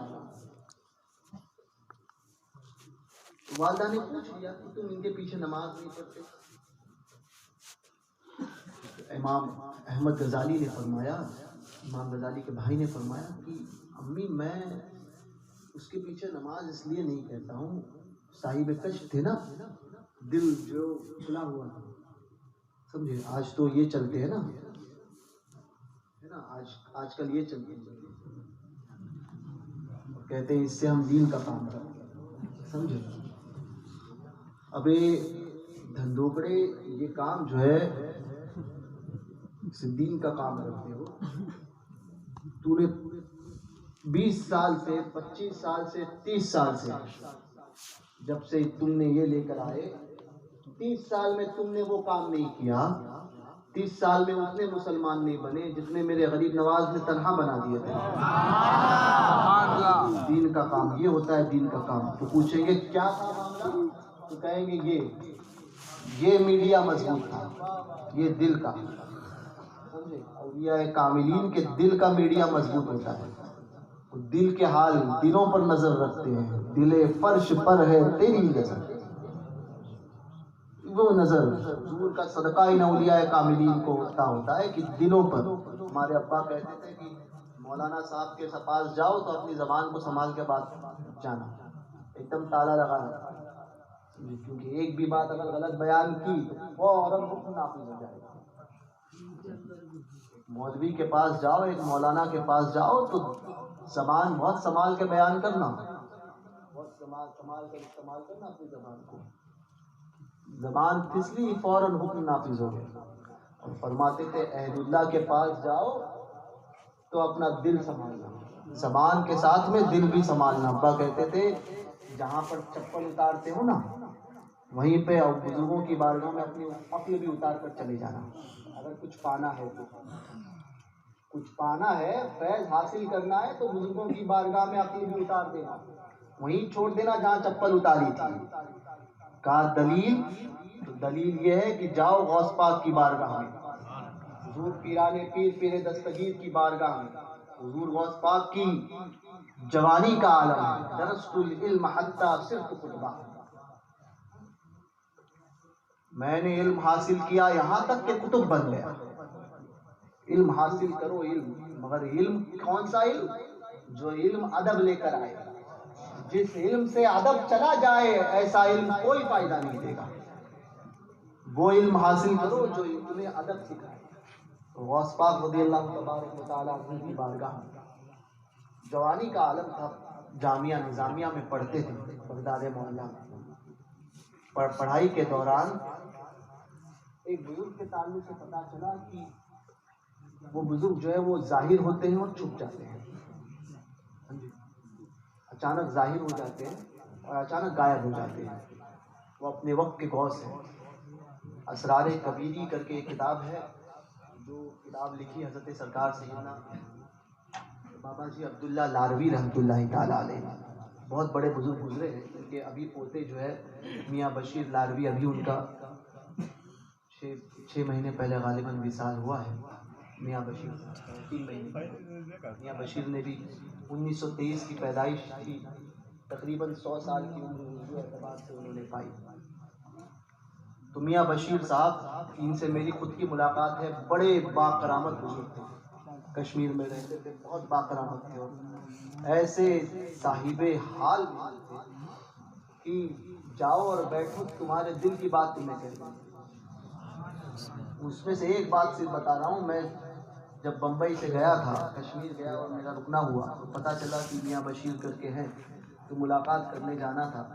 اب میں پہنچنے والا تھا، میں نے جب وہاں پر پتہ چلا وہاں کے لوگوں کے پاس، دل میں خواہش ہوئی کہ ایسے اللہ والے سے ملاقات ہو جائے۔ سادات میں نہیں تھے اور بزرگ تھے، تو دل میں خواہش ہوئی تو میں پہنچا۔ ساتھ میں میرے ساتھ میں 2 احباب تھے، ایک تو بمبئی میں میرا خادم سلیم تھا اور ایک کشمیر کے ایک سید زادے تھے جو حضرت موسیٰ کاظم کے اولاد میں ہے، سید آصف کاظمی صاحب۔ تو کشمیر میں تو وہ میرے ساتھ میں تھے، تو ہم تینوں جو ہے پہنچے۔ اب جیسے ہی پہنچے تھے، پہنچنا تھا ہمارا، اب یہ کوئی اس وقت کوئی تعلق نہیں، کوئی خون نہیں، کوئی بات نہیں۔ بابا جی میاں بشیر صاحب نے اپنے خادم، ان کا بیٹا فارسٹ منسٹر رہ چکا ہے اس وقت، تو ایک تو وہاں پر پولیس کا پہرا، وہ خود منسٹر رہ چکے تھے میاں بشیر صاحب، ایک تو پولیس کا پہرا۔ وہاں سے جیسے اندر داخل ہوئے، مجھے یاد ہے کہ میں نے پورا لباس جو اس وقت کالا کرتا اور کالی شلوار پہنی تھی اور کالی ٹوپی پہنا ہوا تھا۔ اب اتنے میں ہم جیسے پہنچے، میں نے پتہ نہیں اب کس سے بات کرنی ہے، کچھ پتہ نہیں، تو ہم بیٹھے تھے۔ بیٹھنے کے بعد میں کھڑے تھے، پولیس کا پہرا وغیرہ، لوگ بھی ملاقات والے آئے ہوئے تھے، ہم سائڈ میں جو ان کے گھر کے باہر جو ہے وہ کھڑے تھے۔ اب کھڑے رہنے میں کوئی پہچان نہیں، کوئی نہیں، کیسے نہیں، اتنے میں ایک خادم بھاگتے ہوئے آیا اور آ کر مجھ سے کہتا ہے، آپ سید عبد القادر جیلانی میاں صاحب ہیں؟ جی آپ بمبئی سے آئے ہیں؟ میں نے کہا جی، آپ کے لیے بابا جی نے کہا ہے کہ آپ فلاں جگہ پہ آئیں۔ میں نے کہا آپ کو کیسے پتا؟ تو بولے بابا جی نے آپ کے آنے سے پہلے مجھ سے کہا تھا، ہم سے کہا تھا بمبئی سے حضور غوث پاک کی ایک اولاد تشریف لا رہی ہے، وہ انتظار نہیں کرانا۔ اب ہم جا رہے تھے تو اس کے بعد میں ایک کمرے میں جو ہے وہ عام مہمان خانے میں رکانے کے لیے وہ خادم لے کے جانے لگا۔ اتنے میں بابا جی نے پھر جو ہے اب یہ بولے آپ مہمان خانے میں رکائیے، تو اتنے میں دوسرا خادم اوپر سے دوڑتا ہوا اور کہتا ہے کہ نہ، بولے ان کو عام مہمان خانے میں نہیں، بابا جی نے کہا ہے کہ ان کو اس مہمان خانے میں جس میں بابا جی عبداللہ لاروی عبادت کیا کرتے تھے، اس خاص جگہ پہ ان کو رکایا جائے، وہ خاص حجرے میں ان کو رکایا جائے۔ تو وہ بھی بات کہ وہ عام جگہ پہ لے کر جا رہا تھا، مگر حضرت نے فرمایا کہ ان کو خاص جگہ پہ، تو مجھے وہ جس حجرے میں ان کے دادا عبادت کرتے تھے وہ لے کر گئے۔ تو یہ میاں بشیر لاروی جو ہے، یہ 2 سال کے تھے، 1925 میں ان کا انتقال ہو گیا، 2 سال کے تھے ان کا انتقال ہو گیا۔ اور وہ حال یہ ہوا تھا کہ اس وقت 6 گھنٹہ یا 8 گھنٹہ ہو گیا ان کے انتقال کو۔ 6-8 گھنٹے آپ جانتے ہیں کہ میت کو ہو جائے تو جسم اتنا کڑک تو ہو جاتا ہے کہ اب مڑنے کے قابل نہیں، آج جو ایسے تو ہو جائیں گے کہ اب وہ ایسے نہیں ہوں گے۔ تو 8 گھنٹے ہوئے تھے، غسل وغیرہ سب دے کر کفن تیار کر دیا تھا، غسل دے دی، کفن تیار ہے، صرف رکے اس لیے تھے کہ آپ کے دادا میاں بشیر کے دادا میاں جی بابا جی عبداللہ لاروی رحمۃ اللہ تعالیٰ علیہ محو عبادت تھے اور اپنے حجرے میں بند تھے اور کچھ ذکر و اذکار کر رہے تھے۔ تو حضرت جب آئیں گے، یہ سوچا تھا کہ حضرت جب آئیں گے تو حضرت سے کہہ کر نماز جنازہ پڑھا دیں گے، پوتے کی نماز جنازہ۔ بابا جی لاروی تشریف لائے، پتہ چلا کہ پوتے کا انتقال ہو گیا ہے 2 سال، اور ایک ہی پوتا اور بیٹا بھی ایک ہی تھا، میاں نظام الدین کی لاروی۔ میاں نظام الدین کو ایک ہی بیٹے بابا جی عبداللہ لاروی۔ تو بابا جی نے، میاں جی نے جو دیکھا، میاں بشیر صاحب کو دیکھا بابا جی عبداللہ لاروی نے کہ میرے پوتے کا انتقال ہوا ہے، دیکھ کر جو ہے وہ کفن بھی تیار، جنازہ پڑھانی باقی ہے، کہا کہ ایسا کرو کہ اس کو اندر کمرے میں لے کر جاؤ۔ کمرے میں لے کر جایا گیا اور کمرہ بند کروایا، کہا کہ جب تک میں نہیں کھولوں گا آنا نہیں، میں نہیں کھولوں گا اس وقت تک آنا نہیں، کوئی ٹھوکنا نہیں۔ کمرے میں پھر 6 گھنٹہ گزرا. 6 گھنٹے بعد دروازہ کھلا ہے. بابا جی عبداللہ لاروی اپنے اس 2 سال کا بیٹا پوتا جو انتقال کر گیا تھا اس کی انگلی پکڑ کر نکل رہے ہیں. انگلی پکڑ کر نکل رہے ہیں. فرمایا تھا کہ میرا یہ پوتا جو ہے بہت لمبی عمر پائے گا. تو پوچھا گیا کہ حضور اتنا وقت؟ تو فرمایا ہاں، اس کو لے کر غوث پاک کے دربار میں حاضر کیا. حضور میرا پوتا مر گیا ہے، زندہ کر دو. اب یہ کوئی سوال کر سکتا ہے کہ غوث پاک تو چٹکی میں مردوں کو زندہ کرتے ہیں، 6 گھنٹہ کیوں لگا؟ تو فوراً جواب دیا کہ وجہ یہ تھی کہ غوث پاک کے بارگاہ میں اولیاء کاملین کی لائن لگی ہوئی تھی، قطار. ہر ایک اپنا اپنا مسئلہ بتا رہا تھا. میں بھی لائن میں بہت آخر میں تھا، تو میرا نمبر آتے آتے 6 گھنٹہ ہو گیا. غوث پاک نے دیکھ کر زندہ کیا. تو ایسے بزرگ تھے بابا جی عبداللہ لاروی. اپنے کتاب میں لکھتے ہیں اس واقعے کے متعلق کہ جو بزرگ جو غائب ہوتے تھے اور ظاہر ہوتے تھے ان کا نام حضرت یوسف ہمدانی تھا، جو سلسلہ نقش بند کے بزرگوں میں حضرت سرکار شاہ نقش بند کے دادا پیر پر دادا پیر حضرت امیر کلام کے پیر و مرشد حضرت یوسف ہمدانی نقش بندی رضی اللہ تبارک و تعالیٰ. اور بعض نے لکھا ہے کہ یہ وہ بزرگ نہیں ہے بلکہ حضرت یوسف ہمدانی وہ بزرگ تھے کہ جو قدمی حاضری علی رحمتی قلی ولی اللہ میں جو غوث پاک نے ارشاد فرمایا تھا، تو اس ارشاد میں جو اولیاء کاملین اس وقت مجلس میں موجود تھے اس میں یوسف ہمدانی موجود تھے. بہر حضرت یوسف ہمدانی وہ بزرگ جو ہے غائب ہوتے تھے اور ظاہر ہوتے تھے. پتا چلا کہ ایسے بھی کوئی بزرگ ہے، تو 3 لوگوں نے ملاقات کا ارادہ کیا. ایک ابن سقا، ایک عبداللہ اور ایک غوث اعظم شیخ عبد القادر جیلانی رضی اللہ تبارک و تعالیٰ. تینوں نے ملاقات کا ارادہ کیا کہ اب ملاقات کرنی ہے. تو ابن سقا نے یہ سوچا کہ میں تو ایسا سوال پوچھوں گا اس بزرگ سے کہ جس کا جواب ہی انہیں نہیں آتا ہوگا. میں تو ایسا سوال پوچھوں گا، یہ 1.5 شانے بولتے ہیں نا، یہ ایسے ہوتے ہیں. ایسا سوال پوچھوں گا جس کا جواب ان کو نہیں آتا.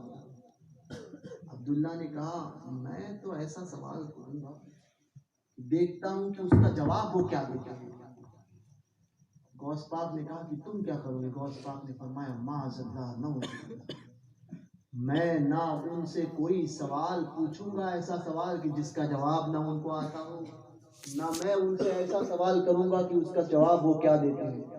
میں تو صرف ان کی زیارت کے لیے جا رہا ہوں، صرف ان سے فیض پاؤں گا، صرف فیض پانے کے لیے ان کی بارگاہ کا کہ وہ اللہ اس کے رسول کی بارگاہ کے مقرب ہے، ان کا فیض پانے کے لیے میں جا رہا ہوں. میں اور کسی کام کے لیے نہیں، میں کوئی سوال پوچھنے کے لیے نہیں، میں صرف ان کی زیارت کرنے کے لیے جا رہا ہوں، اس کا فیض حاصل کرنے کے لیے. اب یہ تینوں چلے. اب جب پہنچے تو وہ بزرگ جو ہے وہ اپنی غار میں موجود مقام پر موجود نہیں تھے. یہ تینوں جو ہے وہ وہاں پر بیٹھے کھڑے رہے. تھوڑی دیر بعد اچانک میں وہ بزرگ جو ہے وہ اس جگہ پر ظاہر ہو گئے. فوراً اچانک میں ظاہر ہوئے تو یہ تینوں دیکھ کر جو دونوں دیکھ کر حیران. غوث پاک ہاتھ باندھے ہوئے کھڑے. سب سے پہلے ابن سقا کی طرف دیکھا. ایک روایت ابن سقا کی اور ایک نے ابن سقا کی کہا ہے، بہر کیا جو بھی ہو. تو اس طرف دیکھا اور دیکھ کر فرمایا ابن سقا تو مجھ سے ایسا سوال کرے گا جس کا جواب مجھے نہیں آتا ہے؟ سن، تیرا سوال یہ تھا، اس کا جواب یہ ہے. تیری یہ گستاخی، میں یہ دیکھ رہا ہوں کہ کفر کی شعلے تیرے ارد گرد بھڑک رہے ہیں. کفر کے شعلے تیرے ارد گرد بھڑک رہے ہیں. پھر عبداللہ کی طرف دیکھا اور فرمایا عبداللہ تیرا یہ سوال تھا، دیکھنا چاہتا تھا کہ میں اس کا کیا جواب دیتا ہوں. سن، اس کا تیرا سوال یہ ہے، اس کا جواب یہ ہے. میں دیکھ رہا ہوں کہ دنیا تیری کانوں کی لو تک آ جائے گی. دنیا میں تو اتنا دھس جائے گا کہ کانوں کی لو تک آ جائے گا۔ پھر حضور غوث پاک کی طرف دیکھا اور مسکرایا اور فرمایا کہ شیخ عبد القادر تم میرے بازو میں آؤ، میرے قریب بلایا، اپنے بازو میں بٹھایا، فرمایا عبد القادر تم نے اپنے ادب سے اللہ اس کے رسول کو راضی کر لیا، اور میں یہ دیکھ رہا ہوں کہ عنقریب بغداد معلیٰ کی سرزمین ہوگی اور اس کے منبر پر کھڑے ہو کر تم یہ اعلان کرو گے قدمی حاذی علی رقبتی کل ولی اللہ، میرا یہ قدم تمام اولیاء اللہ کی گردنوں پر ہے اور سب اپنی گردنوں پر جھکائے۔ تم نے اپنے ادب سے اللہ اس کے رسول کو راضی کیا، اور پھر فرماتے ہیں جب وہ وقت آئے تو سفید ریش کو بھلانا نہیں، مجھے مت بھول جانا، مجھے بھی یاد رکھنا۔ یہ تھا ادب۔ ادب کرنا سیکھو اپنے بزرگوں کا۔ جو اگر کچھ پانا چاہتے ہو، سرکار مصطفیٰ چشتی کا فیض پانا چاہتے ہو تو ان کی بارگاہ کا ادب کرنا سیکھو۔ بغیر ادب کے کچھ حاصل نہیں ہوگا۔ سرکاروں کی بارگاہ کا ادب، ارے بزرگوں کی بارگاہ تو بہت بلند ہے۔ حضرت حافظ ملت فرماتے تھے کہ جس نے کسی ایک سچے عالم دین کی توہین کیا،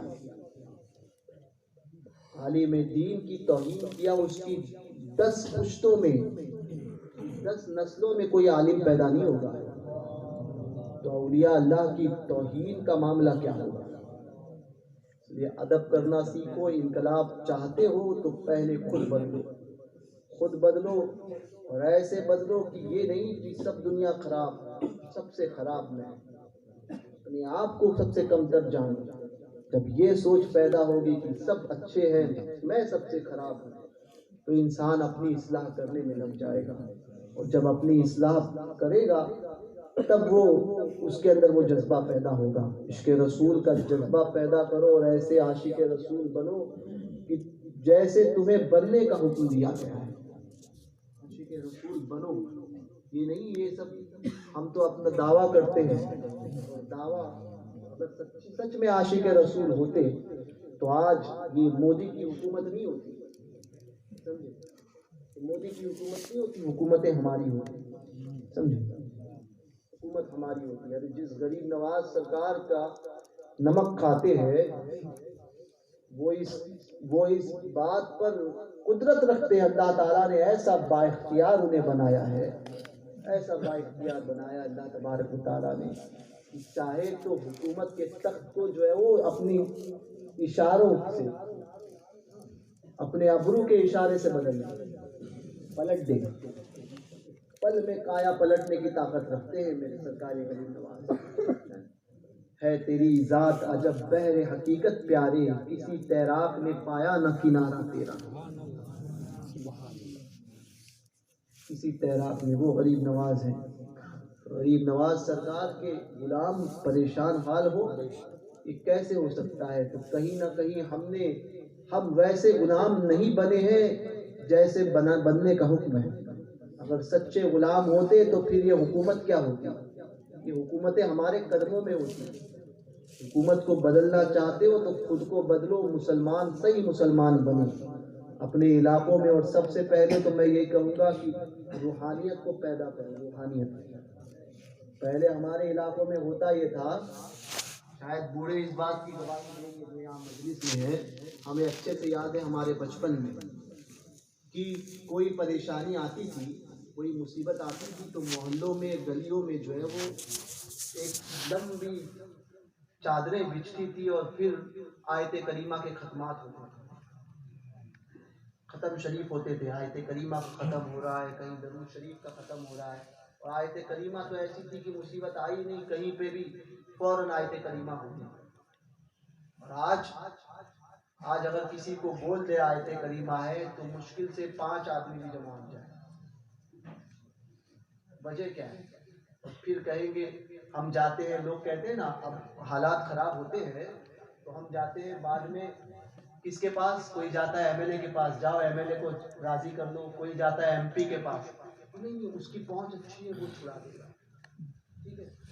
کوئی جاتا ہے کارپوریٹر کے پاس، اس کی پہنچ کہاں تک ہوتی ہے؟ تو زیادہ سے زیادہ کدھر ہوتی ہے؟ تو اپنے پولیس چوکی میں، سمجھے؟ وہ بعض تو ایسے بھی ہوتے ہیں کہ پولیس ہی اس کو ٹھنڈا بٹھاتی ہے، تو خاموش رہے، اس کی پٹیری تو اتنی چلتی ہے، سمجھے؟ تو یہ حال ہو گیا ہے۔ تو لوگ جاتے ہیں، نہیں اس کے پاس بھاگو، اس کے پاس بھاگو، اس کے پاس بھاگو۔ میں نے کہا کہ اس کے پاس بھاگو، اب ظاہر سی بات ہے کہ جس کے پاس جاؤ گے ملے گا بھی تو ویسا نا، ملے گا بھی تو ویسا نا۔ چور کے پاس جاؤ گے تو وہی مال ملے گا نا، تو چوری کیا ہوا ہوتا ہے۔ تم گئے تھے ایم ایل اے کے پاس، ایم ایل اے خود دنیا دار تھا، تمہیں کہاں سے چھڑاتا؟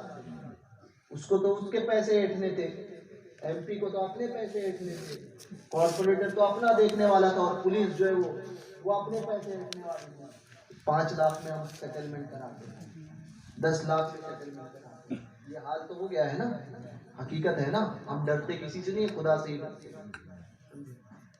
تو یہ حال ہو گیا ہے کہ کرپشن کا معاملہ، کہ 5 لاکھ دو تو تمہیں چھڑا دیتے ہیں، تمہارا نام نکالتے ہیں۔ ہمارے کچھ لوگ ایسے بھی ہوتے ہیں کہ 10 کا نام ہے نا، تو 9 میں سے میرے بیٹے کا ہٹا دو، 9 کا رکھ دو، میں 5 لاکھ دیتا ہوں، سمجھے؟ یہ حال بھی ہو گیا ہے، میرے کا ہٹا دو، باقی 9 کا میں نہیں جانتا، میرے والے کا ہٹا دو۔ تو یہ حال کرتے ہیں 5 لاکھ، میں نے کہا، اور پھر بھی کیس چلتا رہتا ہے، کچھ ہاتھ نہیں آتا ہے۔ اور پھر آتے ہیں، جب سب کچھ ہار جاتے ہیں تو پھر آتے ہیں کہ دعا کروا کہ میرا بیٹا جو ہے وہ قید میں ہے، آزادی ہو جائے۔ میں نے کہا جو راستہ تجھے پہلے اپنانا چاہیے تھا اس کو سب سے آخر میں اپناتا ہے۔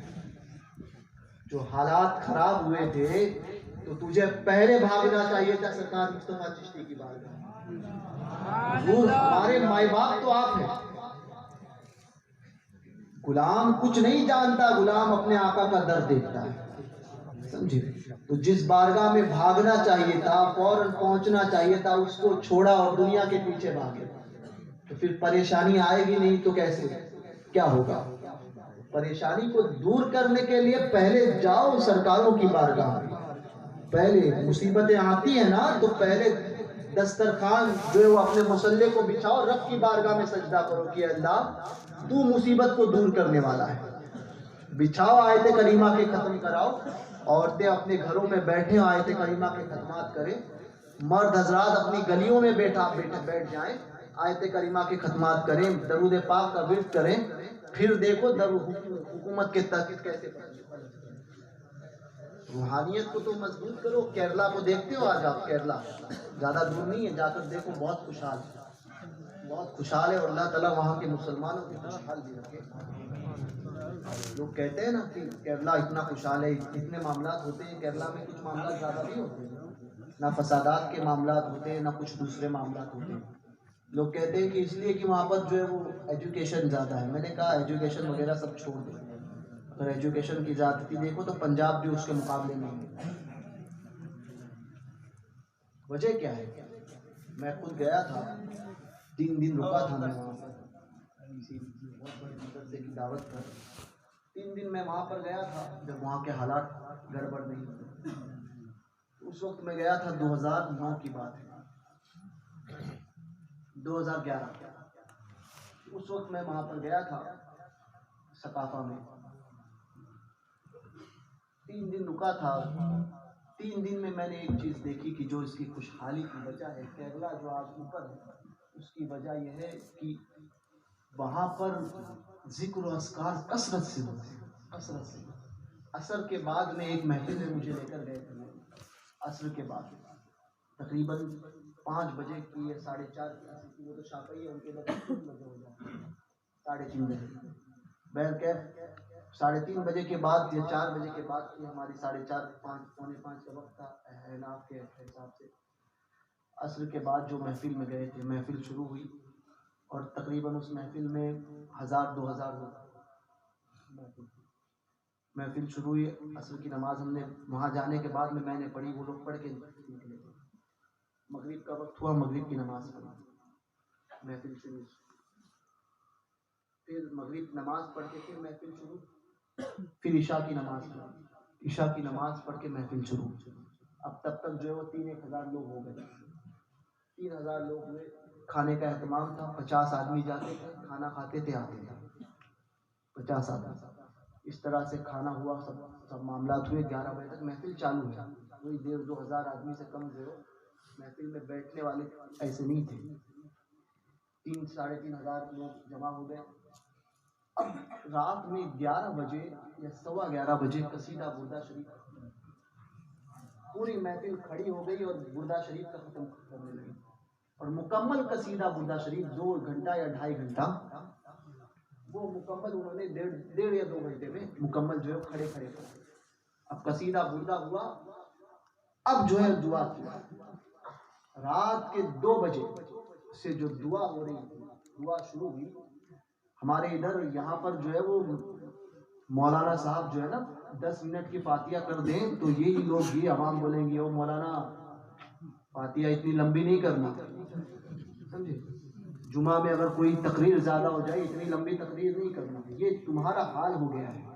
یہ جو 3 گھنٹے پکچر دیکھنے میں گزار دے، جو طوائفوں کا ناچ دیکھنے میں 6 گھنٹے گزار دے، اس کے لیے 10 منٹ بھاری پڑتے ہیں.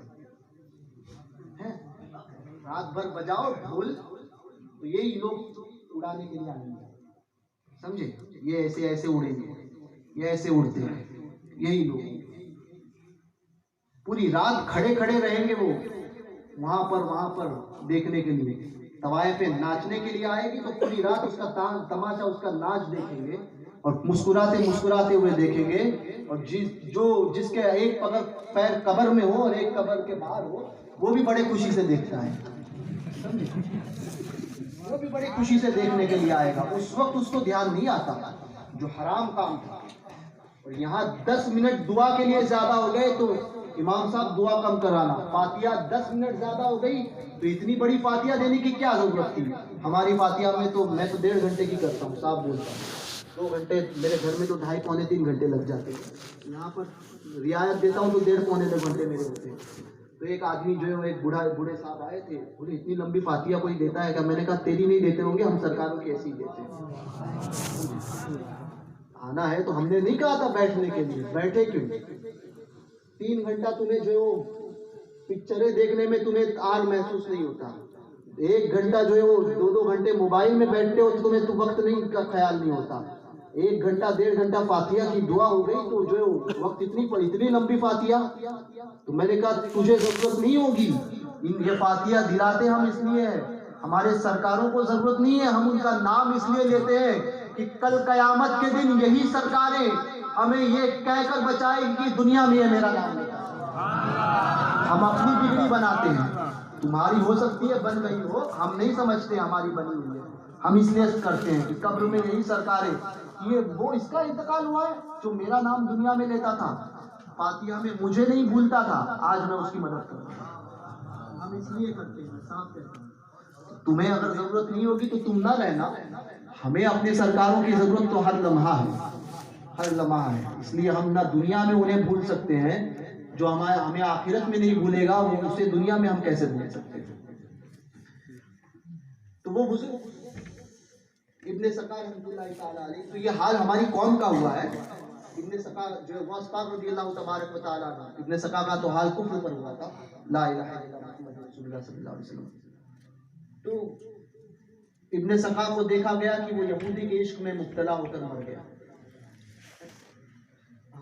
اور پھر عبداللہ کا حال یہ ہوا کہ وہ بادشاہ کا وزیر ہوا اور غوث پاک نے قدمی حاضی علی رکبتی فرمایا. تو کیرلا جو معاشی اعتبار سے جو مضبوط ہوا، جو اس کے معاملات اچھے ہیں، تو اس کا وجہ میں نے یہ دیکھا کہ 2 بجے کچھ دعا شروع ہوئی اور 2 بجے سے جو دعا شروع ہوئی کھڑے تھے سب. اور کوئی کسی کا حال یہ نہیں تھا کہ یہ کوئی ایسا ہو رہا ہے کوئی ایسا ہو رہا ہے، سب ایسے کھڑے تھے. میں ان لوگوں کی طرف ہی دیکھ رہا تھا. 2 بجے سے دعا شروع ہوئی،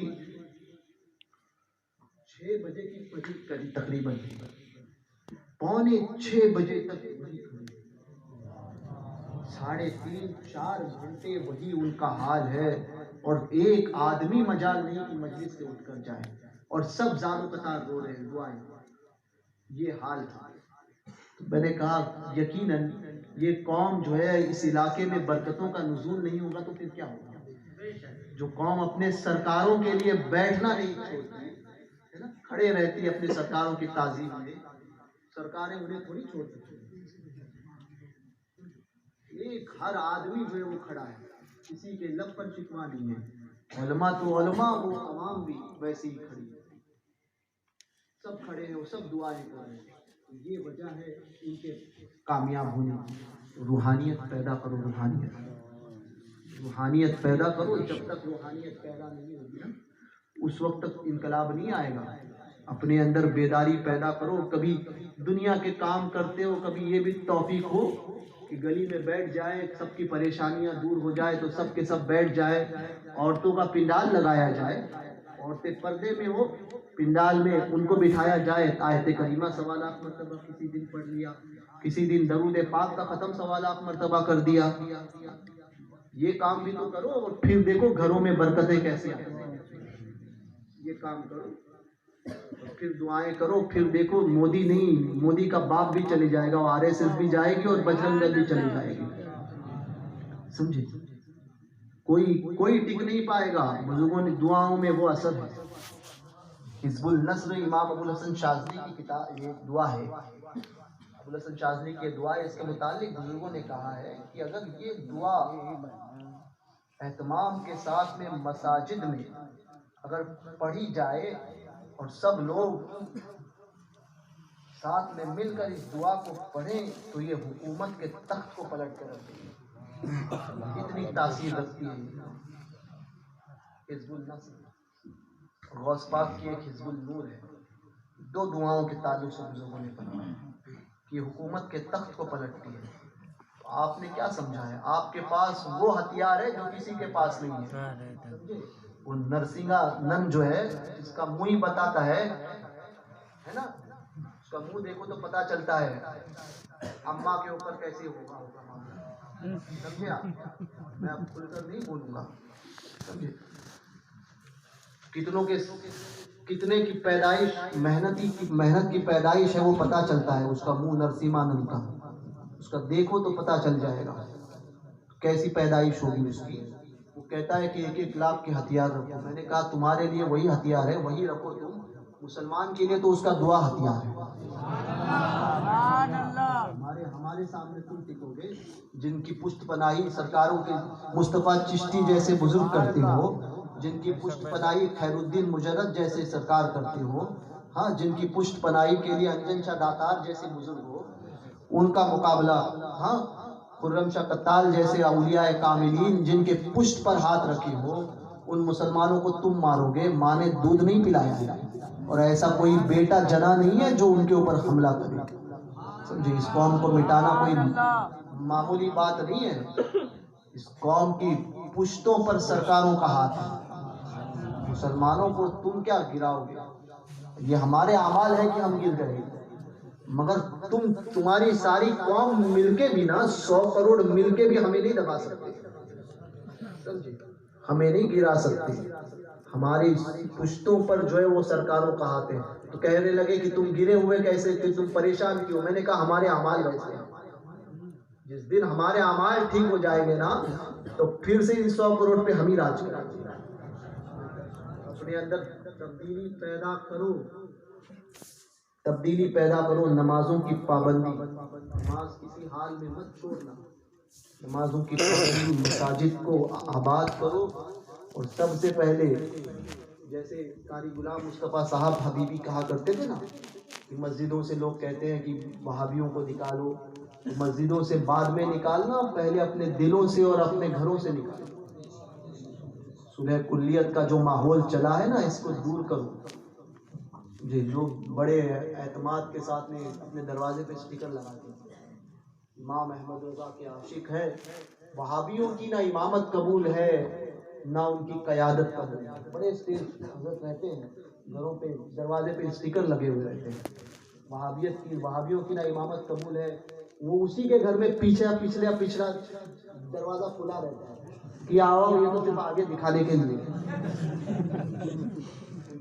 शादियों में सब समझ में आता है कि इमामत भी कबूल होती है और क़यादत भी कबूल होती है। वो एक कहने लगा कि नहीं, वो उसको सुन्नी बनाते हैं शादी में। میں نے کہا تو ڈھلمل تو اس کو سنی بنائے گا، جس کو خود کو نہیں پتا رہے عقیدہ کس چیز کا نام ہے، وہ گیا اس کو سنی بنانے کے لیے، وہ وہابڑن کو۔ ہاں 18 سال اس کے گھر میں رہی، ہاں تمہارے گھر میں 5 منٹ تمہاری نکاح کر کے آئے گی، سنی بن جائے گی۔ بے تیرے گھر کی تیری بیوی تجھ سے نہیں مانتی اور تیری بہو تجھ سے مانے گی۔ بیوی تیرا کہنا نہیں مانتی ہے، بہو مانے گی، سنی ہو جائے گی۔ حوصلے جو ہے وہ کسی اور کو بتانا کہ نہیں نہیں یہ ایسی چیزیں ہوتی ہیں، اس کا نکاح پڑھا کے لے کے آئیں گے۔ بولے وہ لڑکی دینے میں، بولے نہیں لڑکی دے دی یا لڑکی لے کر آ گئی تو کیا ہے؟ بولے وہابی کے ساتھ میں نکاح کیوں نہیں ہوتا، اس نے توبہ کر لی۔ میں نے کہا کل ایک ہندو بھی توبہ کر کے مسلمان ہو جائے گا، دوسرے دن شام میں اس کا نکاح کرا بیٹی دو گے تو مسلمان ہوا ہے نا۔ ایک ہندو اگر ایمان قبول کرتا ہے، صبح میں قبول کرتا ہے، کسی مجمع میں بول دو جو وہابیوں کو بیٹیاں دیتا ہے، اس کو بول دو تیری بیٹی اس کو دے دے نا، مسلمان ہوا ہے تو بولے نہیں دوں گا، اتنی جلدی کیسے دوں گا، پتہ کیسے چلے گا؟ پہلے تو اس کو دیکھا جائے گا، پرکھا جائے گا نا۔ تو ہندو کے لیے 6 مہینہ پرکھنے کے لیے، اب تو اس نے ایمان قبول کیا تھا نا، اسلام قبول کیا تھا، 6-8 مہینہ پرکھتے ہو، اور یہی چیز وہاں پر نظر نہیں آتی کہ اگر وہ سچی توبہ کرتا ہے تو پھر اس کو بھی پرکھا جائے کہ اپنی توبہ میں کتنا سچا ہے، اس کو بھی تو پرکھو۔ ایک ہندو نے صبح اسلام کیا، شام میں اس کو اپنی بیٹی نہیں دو گے۔ کسی دیوبندی نے بھی توبہ کی تو کوئی اس کو بھی تو پرکھو، 1 سال 2 سال پرکھو تو صحیح کہ واقعی یہ مسلک اعلیٰ حضرت کا سچا وفادار بنا ہے یا نہیں۔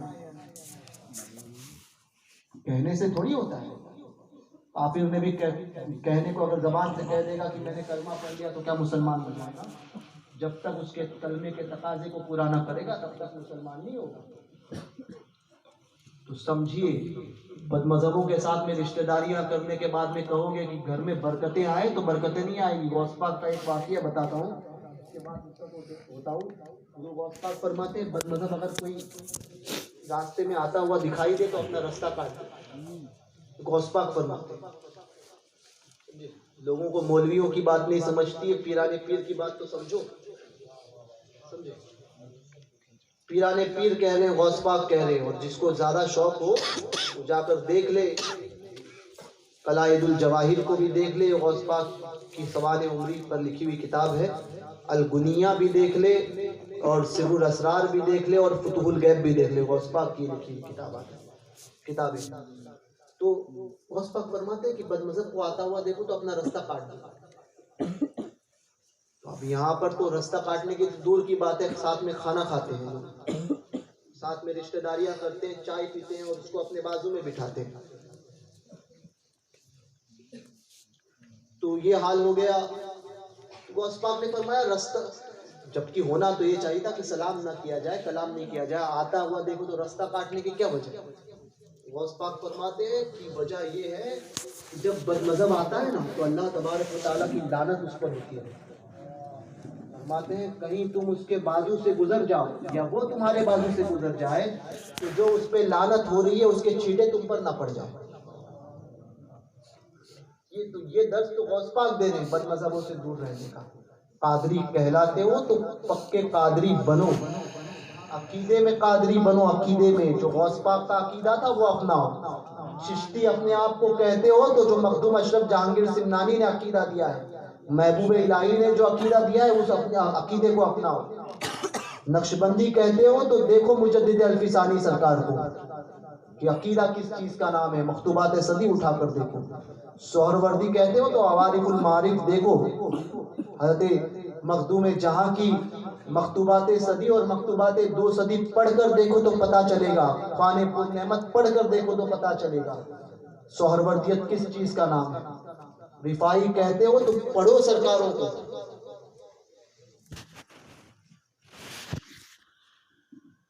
پڑھو اپنے سرکاروں کو کہ عقیدہ کس چیز کا نام ہے۔ عقیدے میں کمپرومائز نہیں ہوتا ہے، عقیدے میں مضبوط بنو اور مضبوط بن کر رہو۔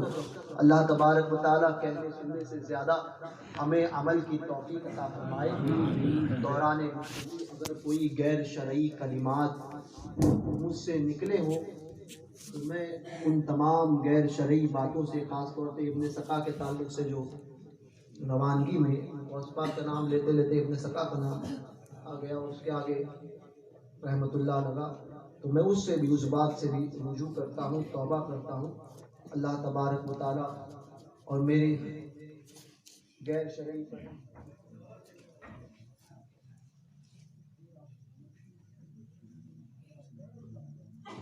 اچھا تو وہ